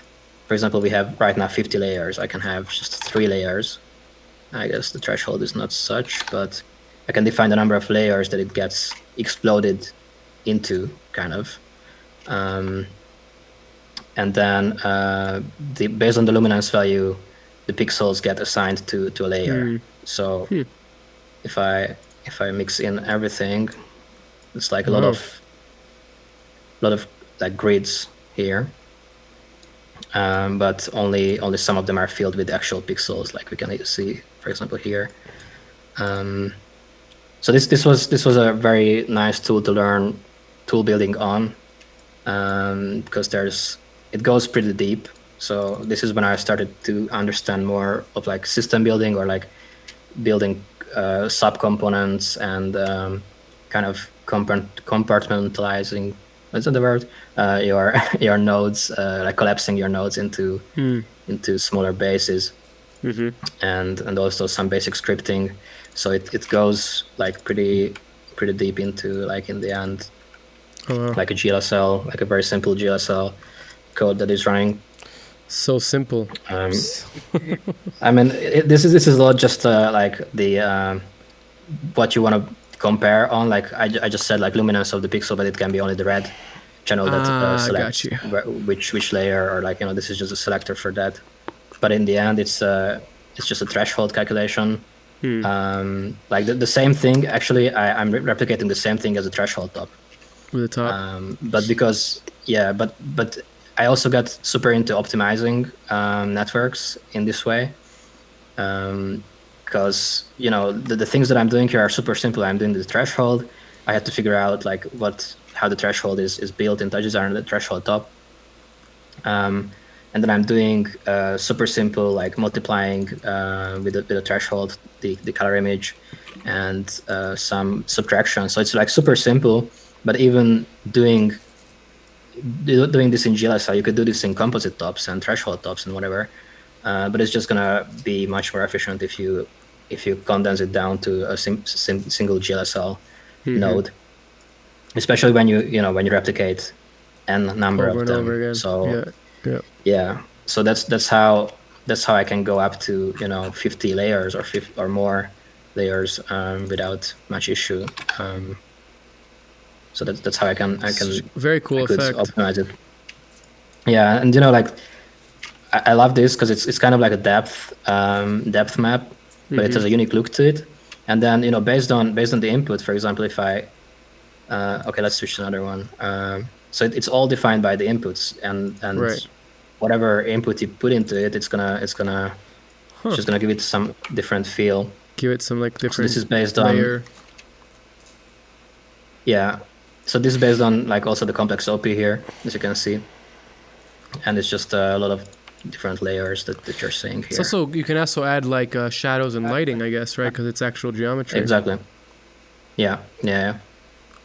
And in some ways, this is more optimized than a height map on a Fung. Is it only gonna work with luminance, or can it work also? Can it break out like RGB and stuff like that, or is it mostly just white and black? Oh, okay. So there's this drop down, but this is gonna define which layer a pixel gets assigned to. So it's not gonna like separate the reds or anything like that. It's just the comparison, what color channel the comparison is made on. Right. So I would have to send it like a desaturated image. I'm just thinking of this super cool like post process, like almost like effect for like a VJ. Just all of a sudden like turn this on, But I'm thinking like, okay, well, I guess you could you use the black and white to define the pieces, but then use the color image to be split? Do you know what I'm saying? Like, does that make sense? What I'm saying? Like, can you input color into that? Yeah, for sure. I mean, this can be for sure colored. Like if I do the noise here, it will be colored like this. Gotcha. But then also, by the way, like this, you can have the depth map separate. So now the depth map comes from the color image, and now the depth map comes from this ramp. All of a sudden, so that's what defines the layering of things. So it's you can combine, making it black and white. It's internally. Yeah, definitely. Like the luminance is internally. Internally, it converts into luminance. Gotcha. Yeah, super cool. But then you can have this separation of what is the depth map and what is the color input. This one's gonna be fun to play with for sure. I love it. Yeah, and then you can also with the threshold play with the softness. For example, this is now like let's go back actually to just the noise. Like there's no softness now. And look at that! It's so pretty. That's like those topographical kind of vibes. Yeah. That's what it was called in the app, like 3D topology. But I didn't like the name. And it's super performant, huh? Because it's just planes. Like there's no actual displacements or anything. Very cool. Yeah, and now it's just 10 layers, but again I can bump this up to 50, and then it's almost like a depth map. Like a height map. Yeah. but then it will be like a height map or like a depth map will be limited by the geometry that you input. So you couldn't have it pixel by pixel, because then you would have to have a grid sub that is super fine, Super subdivided. Yeah, exactly. And in this way, the input is just a simple, here you can actually change that. Which is a 2x2 grid, basically a rectangle. There's no points, and it's just using the threshold for the alpha to get rid of pixels. Very nice effect. And then you can also input, for example, a sphere. So now all of a sudden, I mean, it's a bit noisy now, but all of a sudden, you are, this is not going to look great on the stream. You are mapping this onto a sphere. Onto multiple spheres or just one sphere? Multiple spheres, yeah, multiple. So it's like the same idea of the planes, but now in a sphere world? Yeah, exactly. Very cool. So maybe I have some more examples of this. It reminds me a little bit of, it's very different, but it reminds me a little bit of like Mini UV. He does something similar with points, where he'll use a very, very dense grid of points to create like a depth mask or height mask. This is way more optimized, obviously, but it's just interesting. It's interesting that in TouchDesigner you have to figure out ways to be able to do things that you can't do, otherwise your CPU will crash, So you find interesting ways of doing it. This is so pretty. Yeah, in the end, like what Mini UV and a lot of people do with the really fine grids and like creating basically a particle field of a grid, let's say, and displacing that. That also it works. So effective, valid, but it's just different approach. And I tried recreating this tool using that kind of a technique, and I couldn't get the same results. So like both have their merits, I guess. Well, this also looks way more optimized because you're just using planes. There's no displacement or anything. It's just literally just like refining planes. Yeah, I mean, this is right now like 3 milliseconds on the GPU. It's nothing. Super nuts. Yeah, it's fine. Like it runs pretty well. And again, this is the input. So all kinds of input work with this and create different results. Maybe I have some more that I want to show. Like here, for example, here's the input, which is again the ComplexOP, but then there's some noise mixed into it, and that creates this kind of noisy look. But then what I really like about it is that you can very easily go between like a pixelated look, and let me get rid of this noise if I can. Oh, cool. Like you can go from a fine geometry into like a pixelated geometry, and it's almost like you're going from instancing boxes cubes, to a smooth surface. Very cool. And it's not exactly a crossfade. It's a bit more intricate of an effect. Oh, look at that! The fuck? That's cool. So now I'm just going between different textures, just manually. So I'm really proud of this. But again, the inspiration came from the app, and I just took it to TouchDesigner. What is the app called again? It's called Mirror Lab and Glitch Lab. So there's these two apps. I think this is Vakal uses this a lot. I think Mirror Lab. I've seen him. You can use create very nice like VJ loops out of it. And as you mentioned, when you add some nice post effects to it, some shadow, some SSAO, like this is like a pretty. Oh, look at that! Beautiful. Yeah, this is like a pretty blade look. What's the original texture? Let me see. It's oh wow! just look at that. A RAM. Very interesting. Just to such nice contrast there, though. And then I go into the ComplexOP kind of look with this logarithm function. And like here, there's a lot of options. For example, I'm rotating the planes, as you can see here. So I can rotate with the lookup. So there's also power function to it. So I can affect the distribution of the rotation in a way. And just playing with this rotation already gives a lot of lot of unique look to it, I would say. Super cool. Yeah, so this is the LayerSeprator. This is also this is on my Patreon. I haven't seen that one. That one I have to check out. Yeah, this is not publicly released. Yeah, this is only like the second tier of my Patreon, I think, or third, where it's available. Shout out to my Patreon. Shout out to Danny's Patreon for sure. Yeah, obviously worth it. Again, I mean, super cool stuff. I hope. What the fuck is that? How are you playing with those pieces? Is that also inside of the thing? That's the thing. It would be impossible to create this with instancing. It kind of looks like an instancing job, and it is in the end, because that's what I'm doing in the background. Right. But you don't treat it as instancing. You just input the texture, and you play with the parameters, and then Bob's your uncle. This is the input. Because they're shifting from different luminances. Yeah, exactly. So it's pushing it back and forth. Yeah. Interesting. Yeah, and again, the lines are so defined. Like the lines are so defined. It's almost like it's very. Yeah, the lines are, it's just taking out the alpha, like cutting out pieces from a grid. Yeah, pieces. Yeah. With the alpha. Super cool. I love this effect. Yeah, and again, like going between a non-pixelated look to like then a pixelated look very smoothly. Mm-hmm. This is nice. Yeah. So yeah, I love this tool, and it really gave me a lot of insight into tool building again. Yeah, but let's maybe go on to the toolkit. Sure. Yeah, is there anything else you want to show? I mean, I've so far very much enjoying seeing your beautiful artwork as well.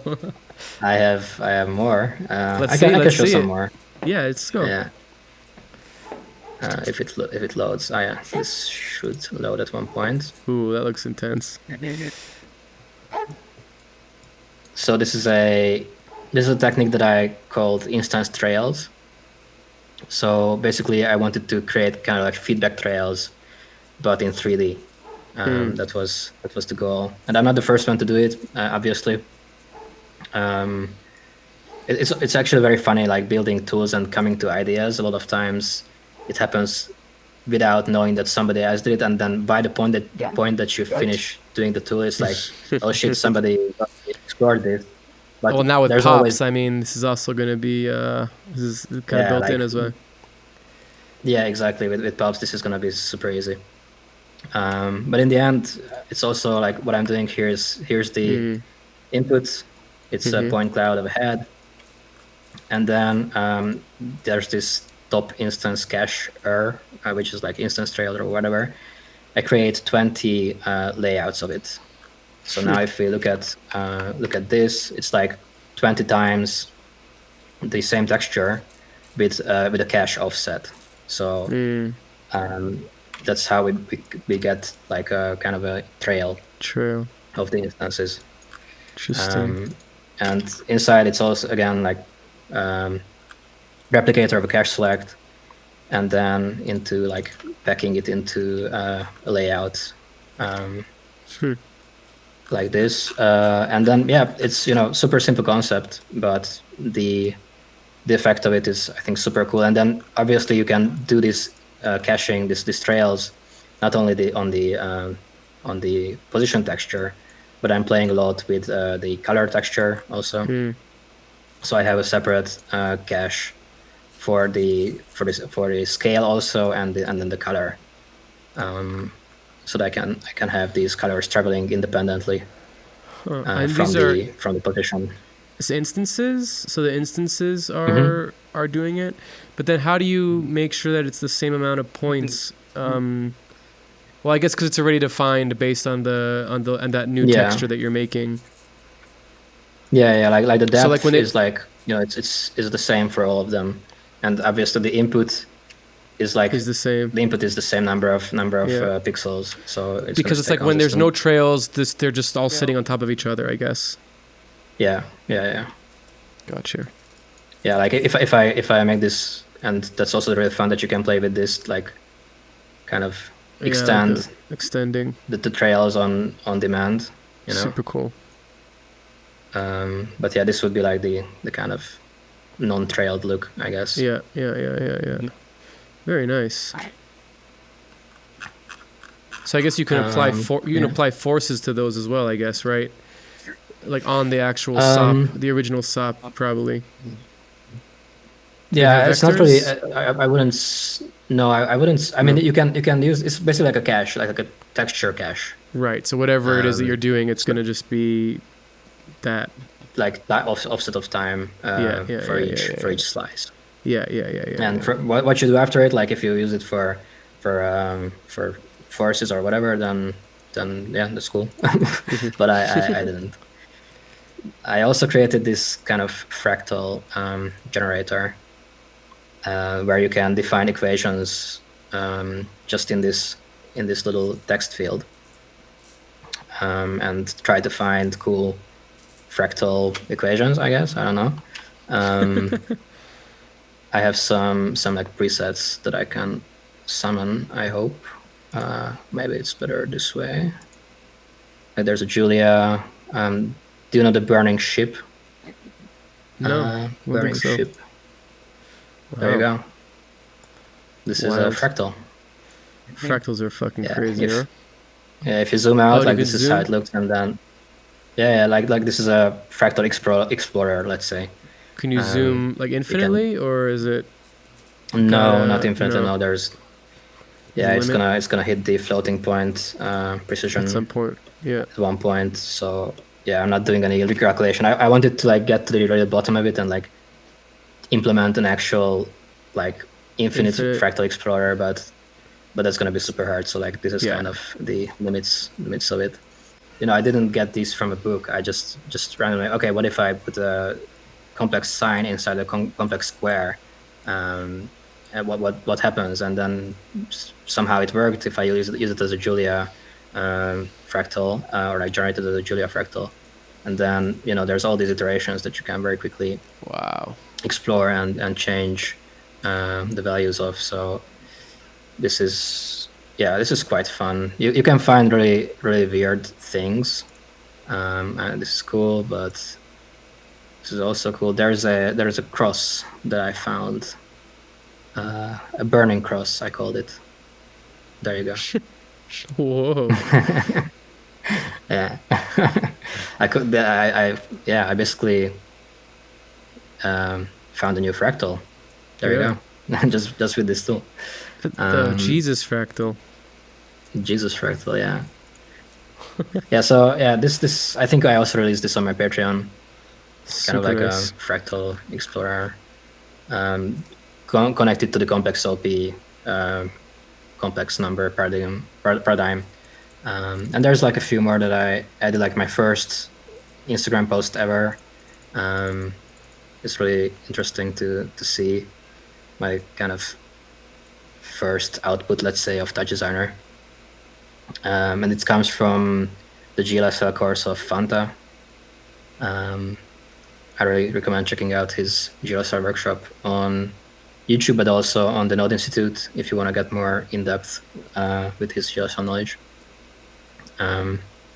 Just again playing with very simple shapes and some feedback. I like looking back to this because I still really like the look, and it's been 4 years since I made this. Liquidy kind of vibes, really nice. Yeah. Thank you so much for sharing with us your artwork and curating it. I'm sure it wasn't so easy to find everything, so thank you. I really appreciate that. My pleasure.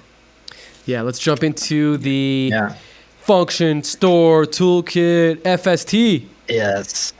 I think I call it FSN. FSN? Function Store. Yeah, I don't know why N. Function Store. Function I don't know where the N comes from. Maybe where does the N come from? I don't function, know. Like a function, like an N? Yeah, FNS. Yeah, I call it FNS, obviously. FNS. Yeah. So this is the toolkit. You can get it from my GitHub, and it's just a drag and drop. And you could also notice, if you notice, Daniel's TouchDesigner has an extra bar on top. Exactly. This is where most of the magic happens. But you know, this is just to show like how many tools there are under the hood. And yeah, I want to show first one of the coolest things, I think, because the inspiration for this tool, which is operator templates, came from the trigger chop. Like when I put down a trigger chop now, these are the default settings that it comes with. And I don't know about you, Alan, but like I never roll with the default settings. Like they are super useless, I think, because I never have sustain level at 0.5. Like why would you have sustain 0.5? That just most of the time you want a simple AD or ADSR with a full sustain. So that was the inspiration for building the tool where you can when putting down a node, you can see that there is like 3 little arrows next to the operator, and that kind of denotes that, hey, there's a preset that you can use, and you can define these presets also very easily. I will show it in a second. But if I now, before putting this down, hit Ctrl-Alt on my keyboard, I now get a pop-up, and I have 2 presets. I have a decay and a sustain preset, and I can just choose the decay one. And now this is a very nice, just AD, just a simple AD preset. Or with the other one, to the trigger, like I have a sustain one, and then, I mean, I cannot put sustain here, but it's like an ADSR, but with proper, usable default settings, basically, having the sustain at 1. So this already like saves a lot of clicks, and again, the carpal tunnel syndrome thing comes into play. And the way that you can define this, if I wanted to do a third one, maybe I wanted to add a delay to the trigger or something, or just whatever. Maybe this is my favorite setting for the trigger, or maybe even better for a noise texture. That's good. I have a period up and then doing it colored and making the exponent a little bit harmonic smaller, 0, and also like adding already epstime.seconds to it, which now by the way, I didn't type epstime.seconds. I just typed #AT, and it resolves to epstime.seconds. And this you can also very easily change. I will show it in a second if I don't forget. But now we made this our template, and you said like harmonic 0. Please change the seed, and there you go. This is maybe your favorite noise look. And the next time you don't have to do all this, you just drag and drop. We can rename this to noise lovely. I'm just going to call it. And I'm just going to drag and drop it onto this icon, which is the OP templates icon. So if I drag and drop it onto here, that's all I need to do. Next time I put down a noise and hit Ctrl-Alt before putting it down. Now there's all the noise presets that I made, and here's our lovely noise. What's the hip hop one? Hip hop? I don't know. I think you just misread it. It's high P, like high period. Oh, high period. Okay. Yeah. It's just high period noise. Super cool. I mean, that I don't know this one. This one's really, really useful. I got to get that one. Yeah, and it couldn't get more easy to know. Yeah, to drag and drop. You like the look. Drag it on the thing, and you have it. Yeah, just rename it so that you know it, and that's it. And these are shared between your projects. So I'm doing a lot of like sharing of the same settings, for example, in the whole toolkit. The whatever changes you make in one project, they're gonna be applied to the next time that you open the project, or if you have a previous project. So like if I open an old project, all my templates are there. That's so it's not local to your project. That's so useful. Yeah, and in the end, what I'm doing here is like, for example, with the LFO chop, you can also define multiple nodes. So maybe I will just go back to the noise to actually show what we just did. Noise stop. They just live here. And so you can just check them out. That's all they do. Can you alter them from here? Can you change them? If you change them, will they? For sure. Yeah. If you change them, it's gonna be applied. Amazing. But yeah, if you want to save this, now you would do a middle click, and then a pop-up comes. You're about to overwrite your templates. Do you want to do that? I want to do that. You can even create new templates if you want. I usually just overwrite my existing one, and that's it. That's when you then made a it's- change, you mean, on that level that you just did? Yeah, or but even if I just drag and drop, to apply this to other projects or like save it. Oh, so this is how you apply it to other projects. Gotcha, Yeah, gotcha, or gotcha, even gotcha. when you reopen the same project, that it's Gotcha, it's an it's external always there. docs that you just override basically. Gotcha. Yeah, and as I said, you can also do multiple nodes with the LFO. I always find myself adding a math after it to rearrange because I don't like that it's -1 to 1. No. And then of course you can set it to 0.5 and like 0.5 here, but it's much more clean. It's much more clean to do with a Definitely, math. definitely. And rearrange. I wish they This would. is I wish something they always would do. put the range. I wish every chop had a range in it, like a page Yeah, with like a range. like the pattern chop. Like every page should basically. just have a exactly. I wish they would do Yeah. that. And There's a lot of things with chops every- that you could do. Yeah, every chop, for example, the null chop should have a rename in it by default. 100%. There's a lot of Or times- 100%. A lot of times we end up doing a rename and then a null. Yeah. Or like use the rename as a null, but that's kind It's just not. of not cool. There's another thing that drives me Um, crazy with the DATs. I don't know if this is like what drives you crazy, Mm-hmm. but the DATs, only some of the DATs have include header or include or not include header. You know what I mean? And like some of them don't have it. And then it's like, well, why don't all of them have that option? All right. Yeah. I got what you mean. Yeah. You know, because That's- it's like that's sometimes right, you want the header and you don't want the header, and I have to like add a chop in between to like add a select chop and then merge it back together with the header. Yeah, and it's like no, Yeah. they should just live always, and you should be able to hide it or not Yeah. hide it. Like But a common, whatever. For example, for the scope channel is I think a good example if that Exactly. this is in every chop. Yeah, That you can scope your chop operator. A Yeah. lot of people don't know this, but if you have multiple channels here, chan 1 to 2, I can apply this math only to Yeah. one of the channels. So you Yeah. don't have to break out your chop networks into different selects and stuff. You can just use this scope parameter here. But yeah, this could be like more options. like But I guess extended- the more things they add to it, then the more processing, and then it's like, you know, you might not want to use that thing, but it's still processing it, and then it becomes Yeah. like a, True. you know, Yeah, like the whole although point of rename, I don't- TouchDesigner. What rename's not really doing anything? Yeah, like it's 0.03 milliseconds. So Yeah. that But the would whole be point of fine, TouchDesigner is that you because- have to build your own stuff. You know, it's kind of like Yeah. the ethos, right? Yeah, I guess. But like they're also making changes all the time. So Yeah. I'm sure some of these changes that we are asking for, they are Will super responsive to any kind Super of responsive. feature requests and bug requests. So Yeah. if somebody finds a bug, make sure to report it because that's how you make humanity or like the world a better place by bug reports. Okay, so this is the operator templates, and you can do even my limit chop. I have not in this template set, but for example base comps, you can also have like different base comps. I have a base that is just a float because I really don't like constant chops. I'm not a fan, and I have a base that is a float.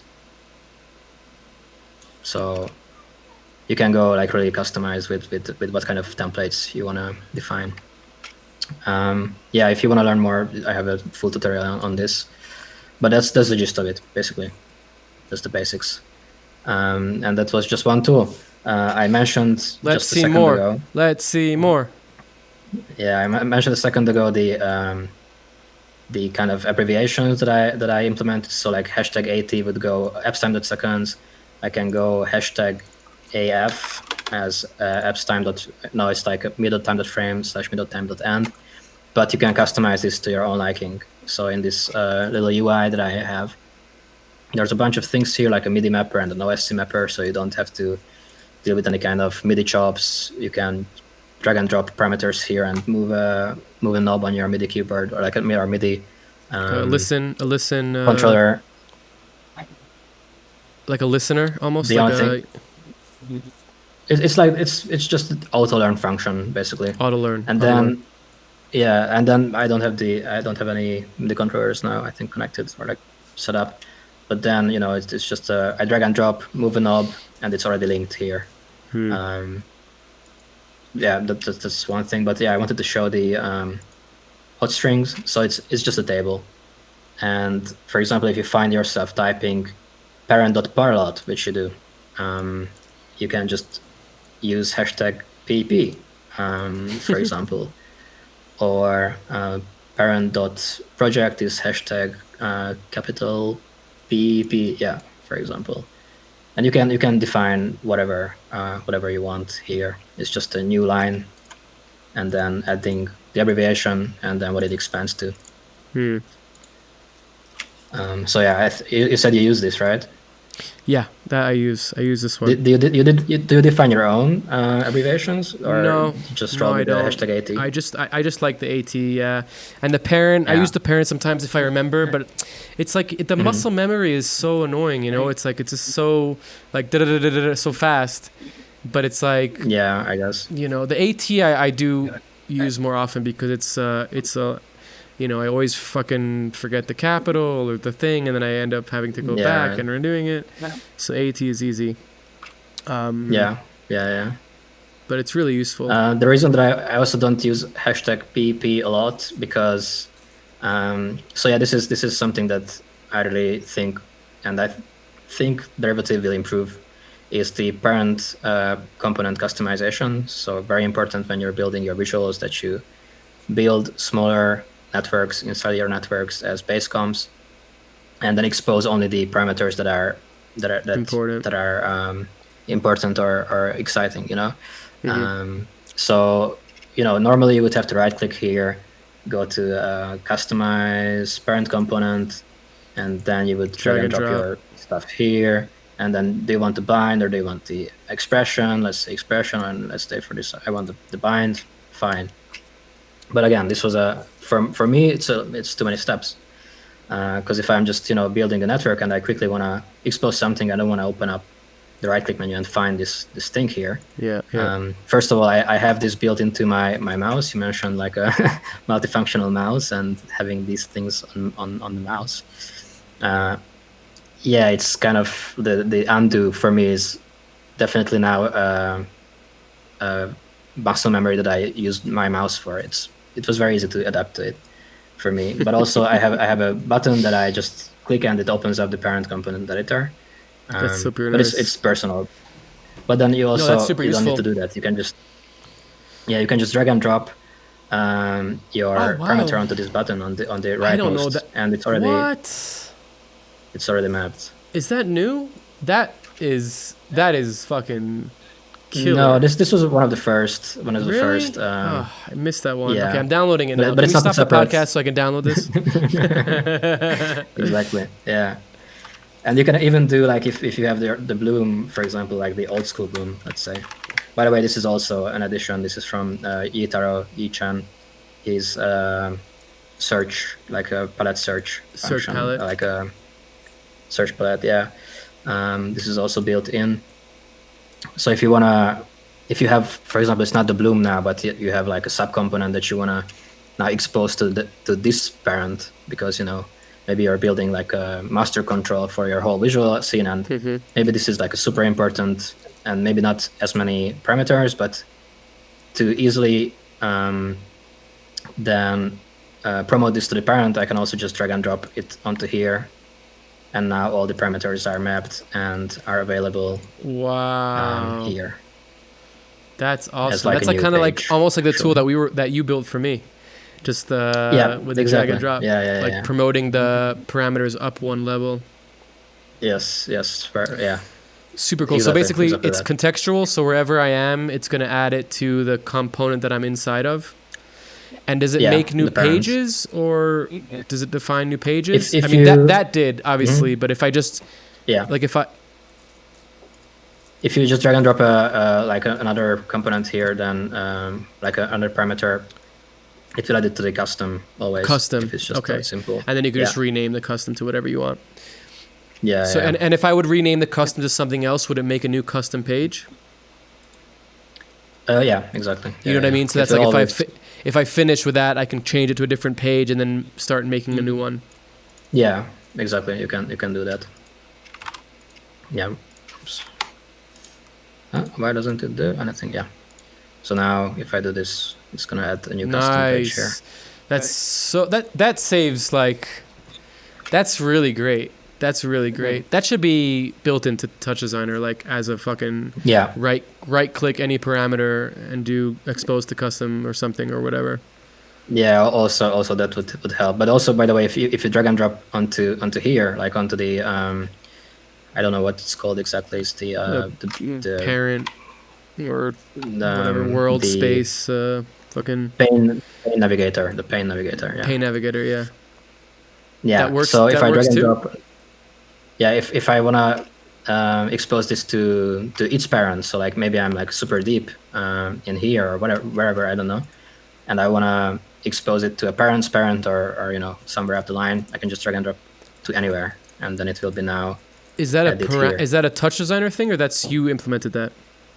That's me implementing it. Yeah. That's part of the same tool. Wow, Yes, that's it's super part of the useful same as toolkit. well. Yeah. Super nice. So I inject code into, like, I basically replaced the drag and drop functionality that was default in TouchDesigner Right. for this UI element and replace it with my own drag and drop functionality. All right, let's see one more, and then I have a question. Okay. Which one should I show? Maybe just two smaller ones, like Okay, too small. We could do 5 more. swapping, swapping operators. You know. Just wow, like their position in the chain.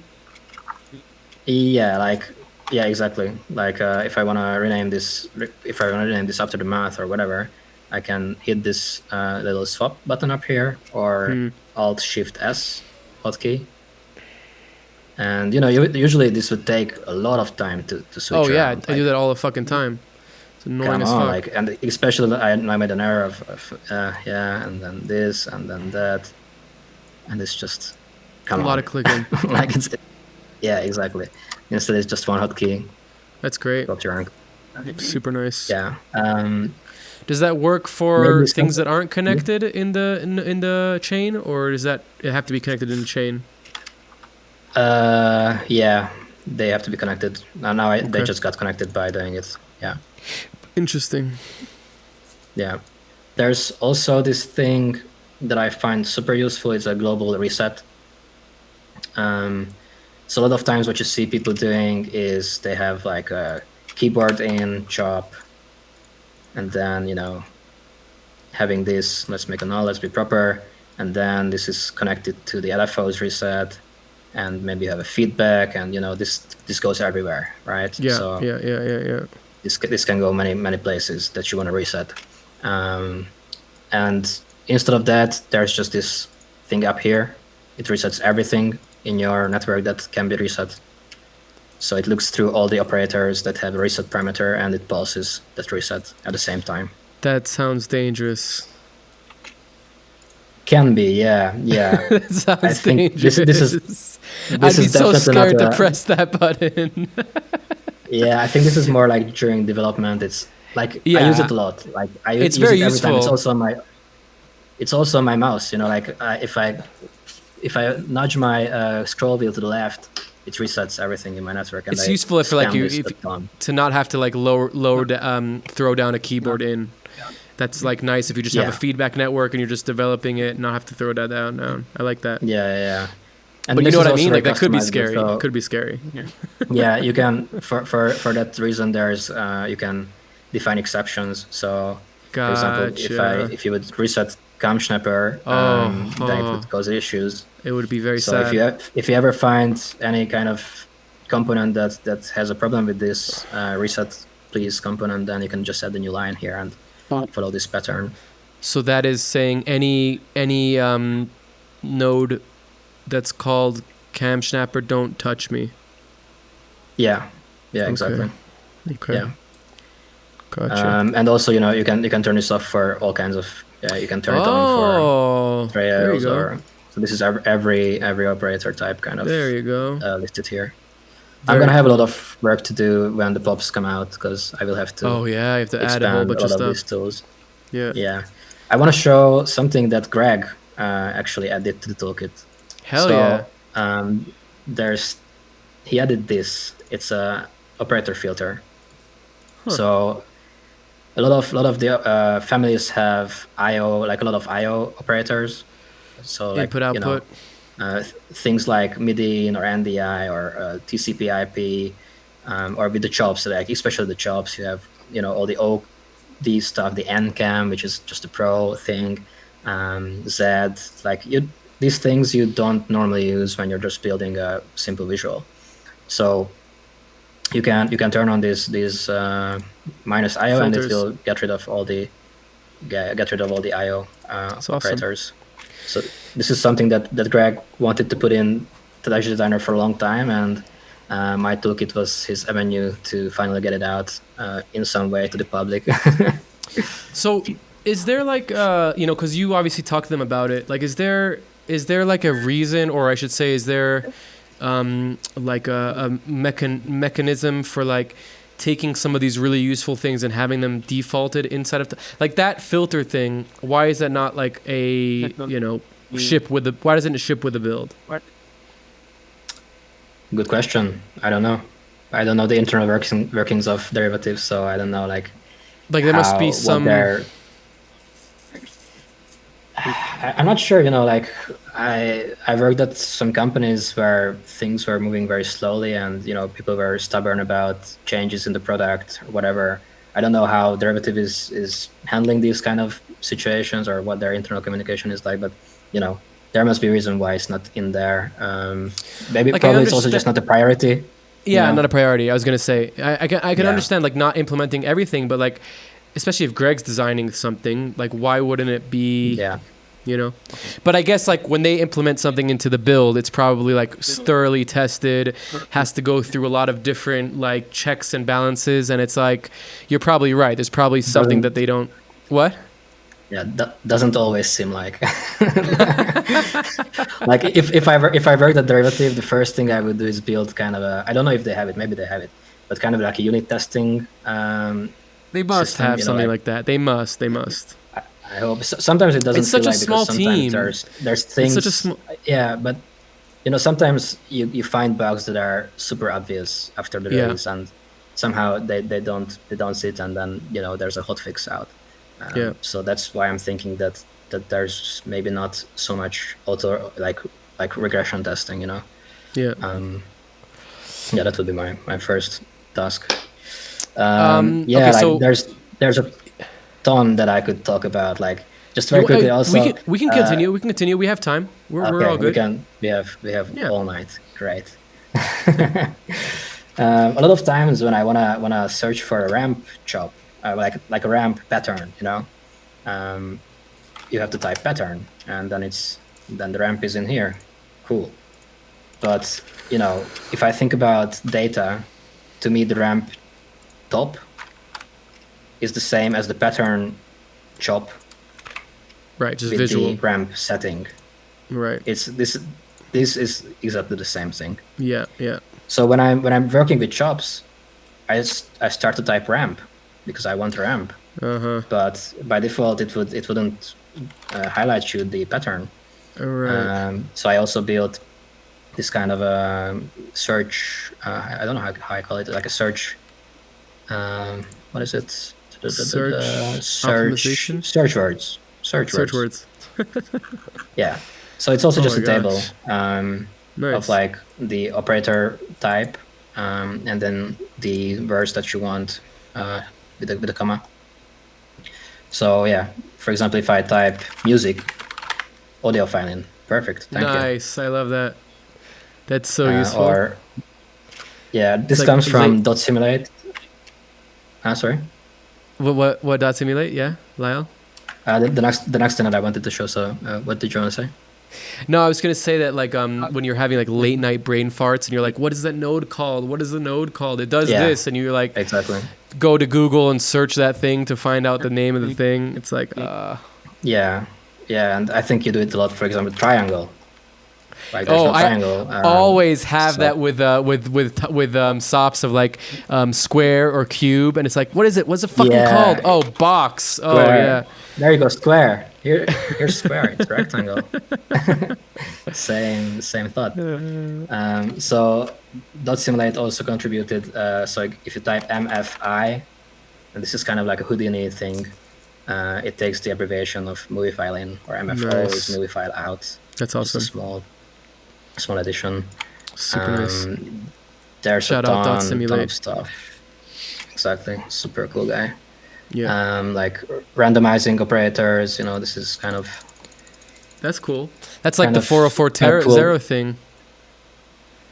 I guess I don't know. Similar, not like theirs is like functional for a different thing, but this is really interesting. So it just randomizes everything, every parameter. Wow. Yeah, and then you can randomize only certain parameters, and it's Alt R to randomize a hovered parameter.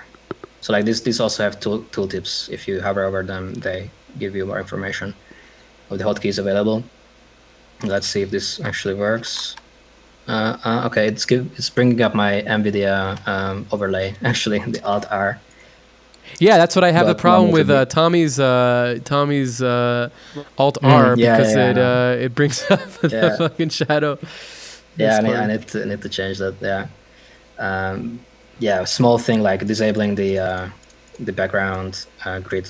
I don't know if you can that's see it on nice. stream properly. Yeah, you can see it. You can see it. But also disabling the backdrops, having to find this little dot in a huge network. Good luck. So annoying. Um, Wait, that instead you disables have this button here. disables my background preview, like the right click on the node graph, or that disables like all of the blue ticks. Doesn't disable the blue things. It keeps them. Oh. It just disables the background view. Okay, no, make a button to Yeah. disable all the blue ones. That would be great. Okay. Yeah, maybe it could be an alt click on this, and then that would do that. Actually, that's a good idea. Yeah, you know what I mean? do it. No, because right click display, I have that muscle memory. Right click display, background Yeah. tops on and off. I like that it's a Yeah, button, but the blue buttons, you sometimes lose where the fuck they are, and it's impossible to find them. There's no search function for it. Yeah. I guess you can do like go into the group mode, or like whatever it's called, the group view. I don't even know this. Wait, is it? You can look at your network as a table. As a list, as a if table. you- Yeah. Yeah, but I that's think like it's control. No, switch to list, like list view, Shift T. and and then you can then see it. You have them here. That's so useful. That can be That's useful. useful. Yeah. Shift T. Yeah. It's a good one. Yeah, there's a ton of things, man. Like I don't know where to stop. Really, I I don't want to drag this on for too long. It's a lot. But the thing is, the cool thing, or like many cool things, but one of the main cool things, if there's an update, you don't need to go to GitHub and replace your talks or whatever. This button will have a yellow border, and if you click it, it will update That's the amazing. component. That's super useful. And I'm trying to make this update also kind of backwards compatible, so it keeps your settings. That there's no like misconfiguration after you've updated. Everything should work as the same. It just improved. And so try just one click, and it tells you when to do that. When it's awesome. yellow, click it, and it updates. So And I also, guess if you right click, yeah, sorry. sorry, No, yeah, no, if you continue. left click, wiki? it takes you to the wiki, and this wiki has literally everything that you want to know about the tools. Also, if you are in there and you don't know what this button does, you can Alt and middle click on it, and it's just opening on my other screen. But then it takes you to that tools wiki page. Killer. Super killer. Yeah. What is the VS Code? I tried What to does think that of do? everything. It opens up The VS Code. That's the newest one actually that I released. First of all, it creates. If I left click this, it should. It should open. Yeah, it creates a workspace for your project.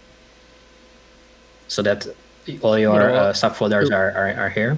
It will pull all of the. It will pull. Okay, workspace. So it just looks at the folder, but it will pull all of Yeah, your it just- stuff. No. No, it will not. But if you No. create a new script, if I have a text here, text that, and just debug something here, I don't know, just to have something.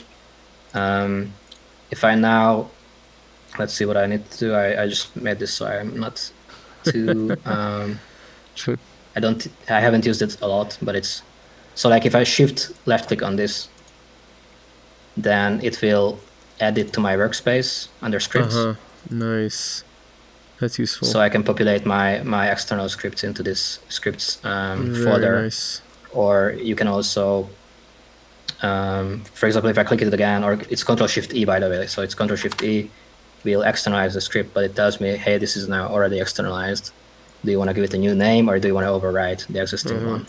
That's nice. I can overwrite, and then if I have another script, yeah, extensions, also super important. I love working with extensions. I just create extensions now by default for all my base components, basically. But it's a huge pain in the ass to create extensions. I'm not a huge, it's not a huge pain in the ass. But you would have to go in here, go to extensions, give it a name, my X, and add it.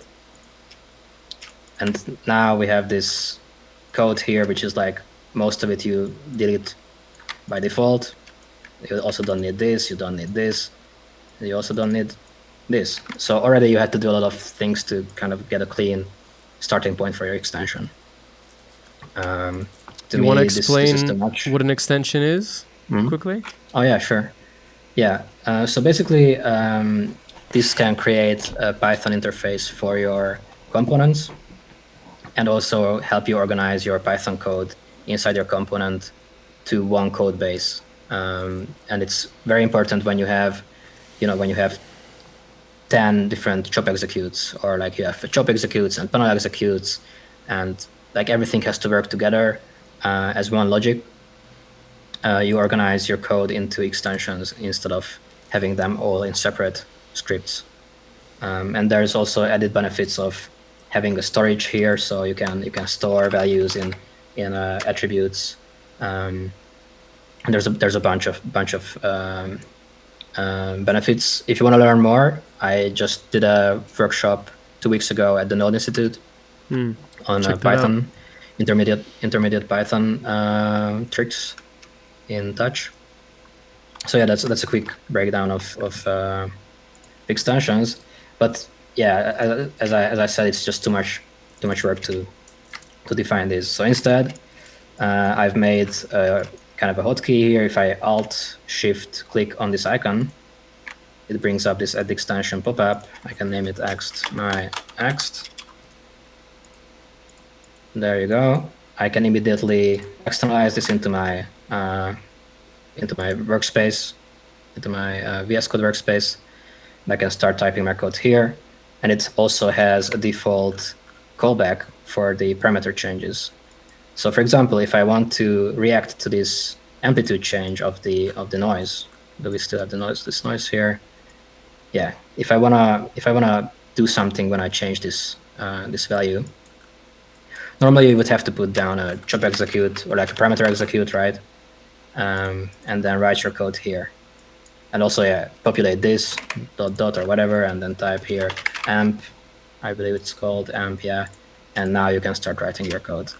Again, for me, that's too many steps.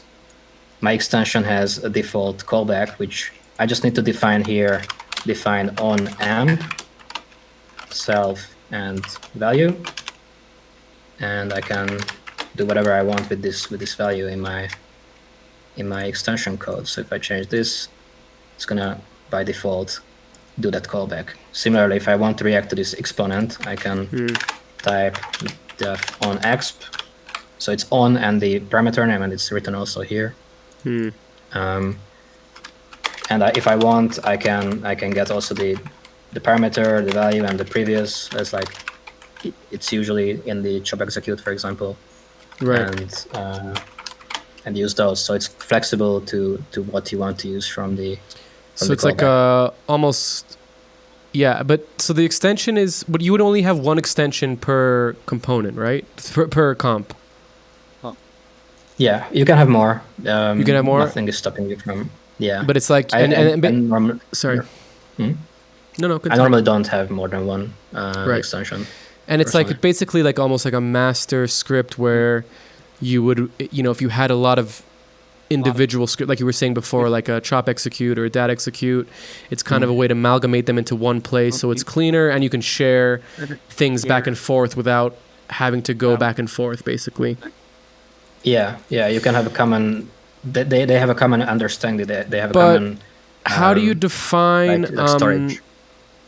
So like, you know, because like the chop execute has on pulse, on whatever, on thing, and the you know the script top has on start, on thing. You can add anything to the extension that is available, like any define on. No, this on only works with like value changes basically, or if you have a if I want to add a pulse, like a reset pulse, for example. It's almost like a panel script, almost like it's gonna. Yeah, I would say it's just the parameter execute. Parameter execute, I mean, yeah. Yeah, but like it allows. Pulse, like it's these two. So those are the options that you have, kind of basically to do define on with. Oh, I guess you can see them up there. Yeah. Define on insert. Yeah. I got you. Yeah, or like at the pulse, and then you obviously don't have a value. You can also eliminate this bar. So if I just want to say that on reset, I just do like this. And then I have a callback. Nice. Yeah, so that's the gist of it, and it's, you know, this is the callback that is getting called, but it's just looking at, hey, does this extension have a function called on and whatever parameter is being name. called. Yeah, parameter name, and then if it does, it calls that. If it doesn't, then it doesn't do anything. Super cool. Yeah. Yeah, lots of things, man. Like super cool. I guess so. My Olib. biggest question. Do you know Olib? Sorry. What? Do I know what? I could keep going. No. The Olib. We can. Olib. It's like no, I don't think I do. Okay. So this is developed and maintained by Wieland. Yeah, but it's all free components. So this is maintained by. It's like Wieland, not a chop. Yeah, it's the kind of the post chop, and it's all free. Nice. Yeah, so Alpha Moonbase, whose name I'm sure a lot of people know. He's kind of my, he's kind of my Python master sensei. I learned a lot from him through working together and also building and also analyzing his tools. I learned a ton. But yeah, this is basically a repository of free components, and you can look for, I don't know, some visual generators that some other people did. Here's my ComplexOP, by the way, also. Nice. But let's take a look at this noodle sled. This is also from Wieland. And you can just drag and drop this into your component and start using, into your network and start using it. Just like that. Super cool. So you have a button for that? So this also lives, yeah. And this just opens up this. There's a lot of useful things here. I'm also frequently, the hot strings are also, by the way, here. Yeah, it's very good to browse around and find really useful things. It's a good way to learn things, for sure. Yeah. Also allows you to not have to keep everything in your palette. You can have them kind of living on this. Yeah. It downloads actually into your palette, so you don't have to keep re-downloading it. That's useful. Yeah, but I actually just use the browser here if I want something from the Olib. Nice. Okay, so I guess the biggest question on my mind is, what is the performance cost of adding this toolbar to my TouchDesigner build? Excellent question. Yeah, I just got a GitHub issue that somebody was complaining that the Olib browser was running in the background and it was taking most of the performance. Right now, I also optimized that, so as you can see now, it's taking around 0.1 milliseconds of CPU. That's the whole toolbar? Yeah, that's everything together. Yeah. And obviously, if you do some action, for example, if you do the Right, it's gonna pop up. like a template, it's gonna, this is not for live performance. No, If of I do course something not. like this, it's gonna it's gonna take some time. But if I do just have everything. it in my UI, I'm going Yeah. on a show. I used it. I built my network, and now I'm going for a show. Is there a way to turn it off? Is there a way to disable it so that it doesn't cook like that? I mean, you cannot disable parts of it, or you could disable parts of it. You just go in and find what takes the most time, and I actually don't know right now what takes Well, the most if I just time. disable that one above, would that not work? The one above, if I just disable the whole thing, will that crash? Yeah, if you TouchDesigner? disable this, if you disable the cook of this, it will not crash TouchDesigner, but I But it would will- then restart the project, because in the background, for example, I'm replacing and adding functionality to So your nodes the might OP not create work? dialog. Yeah, some stuff might not work, obviously, because you just disabled it. But also maybe some default functionalities might not work. But I think there shouldn't be too much issue. No, you can just disable the toolbar. Yeah. I don't have to restart? No, you don't have to restart. Obviously, right now. It'd be so some things are yeah, it working, still huh? works. Interesting. Yeah, because I'm replacing the underlying Uh, component that is the OP create dialog, and that stays there. But then that stuff doesn't cost performance. It's like part of the build of TouchDesigner in a way almost. It costs some for sure. Like obviously it's more functionality built into the OP create dialog, so it will take some more processing. For example, Right, for but the it's like search word, but if you go into performance mode, I guess all of that stuff goes out the window, right? Because it's circumventing that stuff. Yeah, exactly. Yeah. So okay, Yeah, but usually when you make a show, it's do you do yeah. any optimization for that in some way? Like, do you turn that off? If I ship an installation, I turn it off definitely, just out of safety. Right. Because you actually don't need any of these. These are mostly for development. So And when you say you there's turn it no off, reason you just press X there, like you disable the node, or you actually remove it from Yeah. you just disable it. I just disable it and then Mm-hmm. reload the project, so everything ships to the default. Interesting. Yeah, I do that for live performance. I keep it Just in usually case you want to use something. Yeah, like for example, the hashtag @, I use all the time, even That's when very it's useful. live environment. Yeah. Things like that. Or also, like you have. I don't know if you were also hearing that, but I can change the volume, for example, here, or like some nice. things that are just useful. Yeah. In any situation. I mean, 0.1 milliseconds on the CPU is not like a big deal, especially most of us have like very strong CPUs. But I'm just interested, like if there, maybe there's a way to optimize per se. Like turning it off, I guess, is a very simple thing to do, but maybe there's a button, because like having UI elements is not going to cost anything, right? If they're just sitting there. But maybe there's a button that you could just press that just disables all cooking, so that you don't have to actually remove the component. But it's like if the button is on, the buttons, get hashed out or something. The buttons get grayed out. Yeah. I guess you could do that. But at the same time, then it would disable itself also, kind of. So that's I mean, true. you can do exceptions, so you can work That's around true. it, of course. Yeah, You can do anything. But I think it's okay to just go out to the root and press X on it, and or you just even remove it. Like for permanent installs, no reason to have it. So when I delete that and then restart TouchDesigner, I won't have the toolbar anymore. Yeah, no. But all the external toxes are still saved, right? Like all my presets are still saved and everything like that. Yeah, everything is externalized per project, all the tables. essentially. Yeah, all the tables, all these are externalized and shared between the projects. You sold me. I'll buy it. I'll subscribe to it. Great. Yeah, definitely watch the YouTube videos that I recorded so far.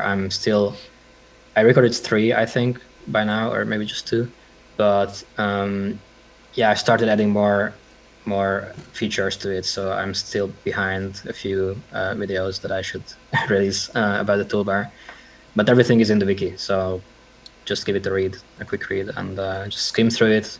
Maybe you remember some functions like, hey, like I remember having seen something, I don't know. Yeah, that's the way to go, I would say. For sure. Well, Danny, thank you so much for showing us your amazing tool, and thanks for developing it and making it and supporting it. It's really, really quite a powerful one.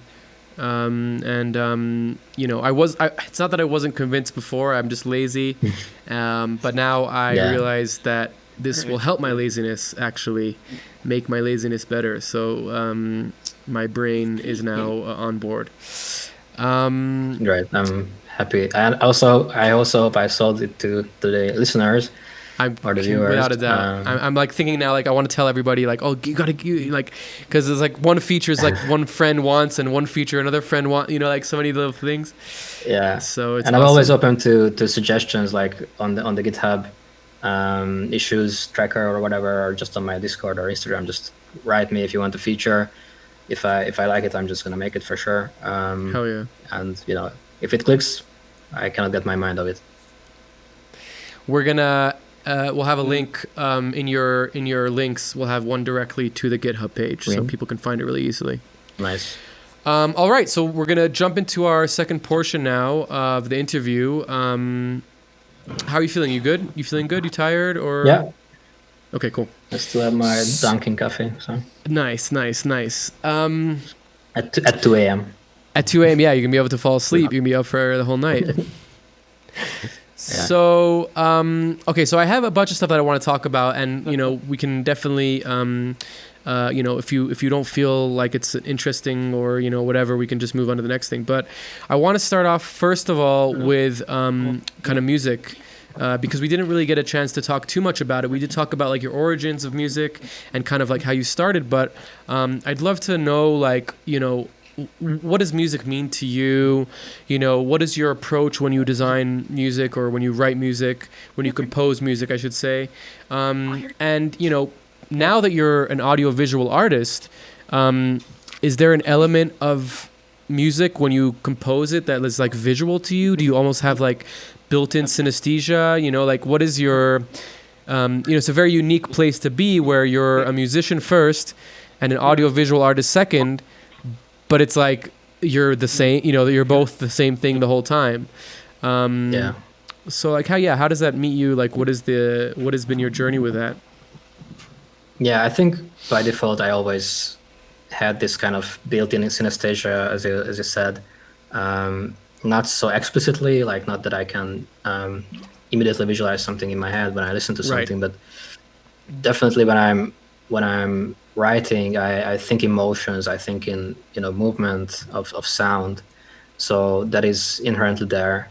And like nowadays, I'm actually doing much less production since I'm in visuals, because there's just so much going on with the visuals and the projects, and you know, funding a studio and working with LEDPulse and all this stuff. It's just holding workshops. It's making the toolbar, and like there's so many things that I do in TouchDesigner that music is really now in the background, and it's more like a it's just a hobby kind of, but I want to make it more serious. So that's definitely on my plans to get back to the roots in a way, and utilize what, as you said, utilize these two skill sets and merge them finally again, get back to the roots of why I started doing visuals.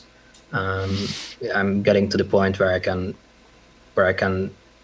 realize the ideas that I wanted, and that I also kind of have the freedom to just stop the projects for a while and work on the music.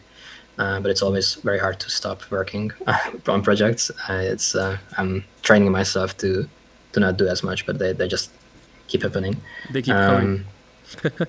Yeah, you know, like especially now with LEDPulse and being in Monopole, it's like a different topic again. But yeah, like it's definitely a unique position that I don't utilize as much as I should, for sure. Also because of the projects that I'm working on, like even though I have a super audiovisual mind, most of the projects that I work on and that I get commissioned for, or like a lot of them are based on tool building or systems design or system building, because it's a very specific skill set that not every TouchDesigner developer has, and also having both aspects covered of like, okay, there's the art aspect and like working with artists, but also the very very dry, let's say, software development, and then these meeting together. So yeah, I to get back to your question, I guess the answer is that that I should do that more. I should think about this more, and I'm trying, but but it's just not the way that the cookie crumbles right now. Fair enough. I mean, sometimes there's that Venn diagram of like vocation, hobby, and like work, or maybe vocation I guess is work, but like there's a Venn diagram of like where those things interact with each other. I wish I actually. It's like you can only have two, and it's like a triangle. Exactly. Yeah. So it's like it's just the way, it's like you said, the way the cookie crumbles. But it's important, I think, to kind of remember what your hobbies and vocations are, and kind of like, I had this big thing when I was starting to get into this more and more, into visuals, of like, I'm now getting hired to do the thing that I really enjoy to do. And like at the beginning, it's super exciting and it really like, motivating and everything. But then after like 5-6 years of doing it, you're like, wait a second, I'm not really enjoying the thing that I enjoyed anymore. And also like energetically, after I'm like designing some, music visuals for some commercial artist, when I go to design music visuals for myself, I'm like so burnt out, I don't have any ideas left. And it's like, and then it kind of becomes this thing of like, wait a second, like what is the point of all this, and yeah, super important. You gotta be like grateful, right? Because it's like, okay, I can't be upset that I'm like getting paid to do the thing that I love, but it's also like, where's the line of like, if the thing that I love is not being fulfilled anymore for myself, then what's the thing here, so I think that's very important. Yeah, finding the balance, and like I'm also kind of glad that some things stay as hobby, because it means that, for example, if I'm doing less visual projects, then I have more of a creative flow when I'm working on my own stuff. That's kind of a good balance in this way. Totally. And then obviously kind of the musical and like the more art aspect of things, then, they become kind of secondary, but at the same time, they are necessary and they are still there, and I can always go back to that if I want. For example, now I'm doing a lot of work for LEDPulse, and I want to talk about LEDPulse client projects. Yeah, but at the same time, like my goal for this summer is to make a full-on audiovisual show with the LEDPulse volumetric system. So that's kind of my goal, to do like a full showcase of all my capabilities of live music, music production, visual design, dramaturgy, and all that into one like 10 to 15 minutes show. Just me in the center, finally, like after so many years, getting back on the podium, let's say, or like on the stage, and being in the center again, and just kind of a full amalgamation of all my skills into one show. So this is my dream for end of the summer. Yeah. Hell yeah, dude. Good luck with that. Just one thing you said of, I had the same feeling of like, now that I'm doing more technical stuff, when I go and do my art, it's like I feel fresh, so you got to always find the balance and the good stuff within the weird stuff. Okay, let's talk about LEDPulse, because we're already kind of like talking about it a lot. What is LEDPulse?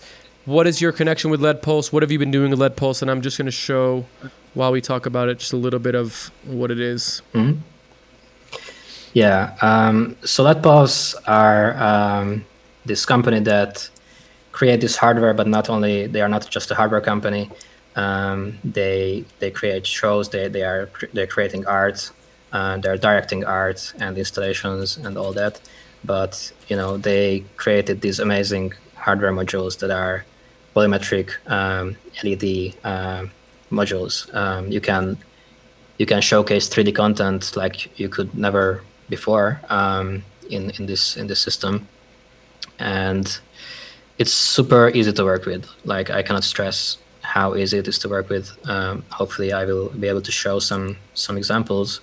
And they are currently based in Berlin as of now, but they are global. So they have showrooms in different parts of the world. They have a lot of colleagues from different parts of the world, like in China, in France, also in Berlin or Spain. So they are a very diverse and very interesting group of people. Super interesting to work with. Not conventional by any mean. And I think to create this kind of a system and this kind of a this very unique tool, and this it's just opening new ways. Of course, you have to be unconventional in many ways. For sure.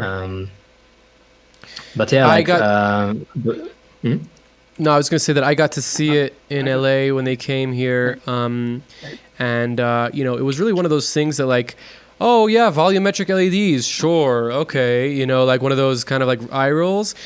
And I even checked out their website before, and I'm like, oh, that looks pretty cool, like interesting.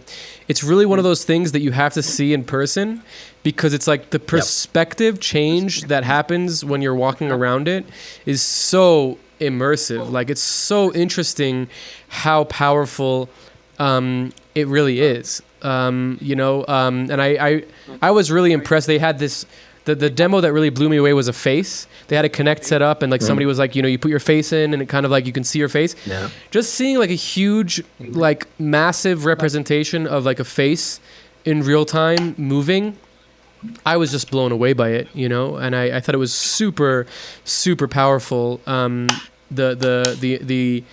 ability to kind of like get this kind of like very, very very dense pixels in a space. It was very cool.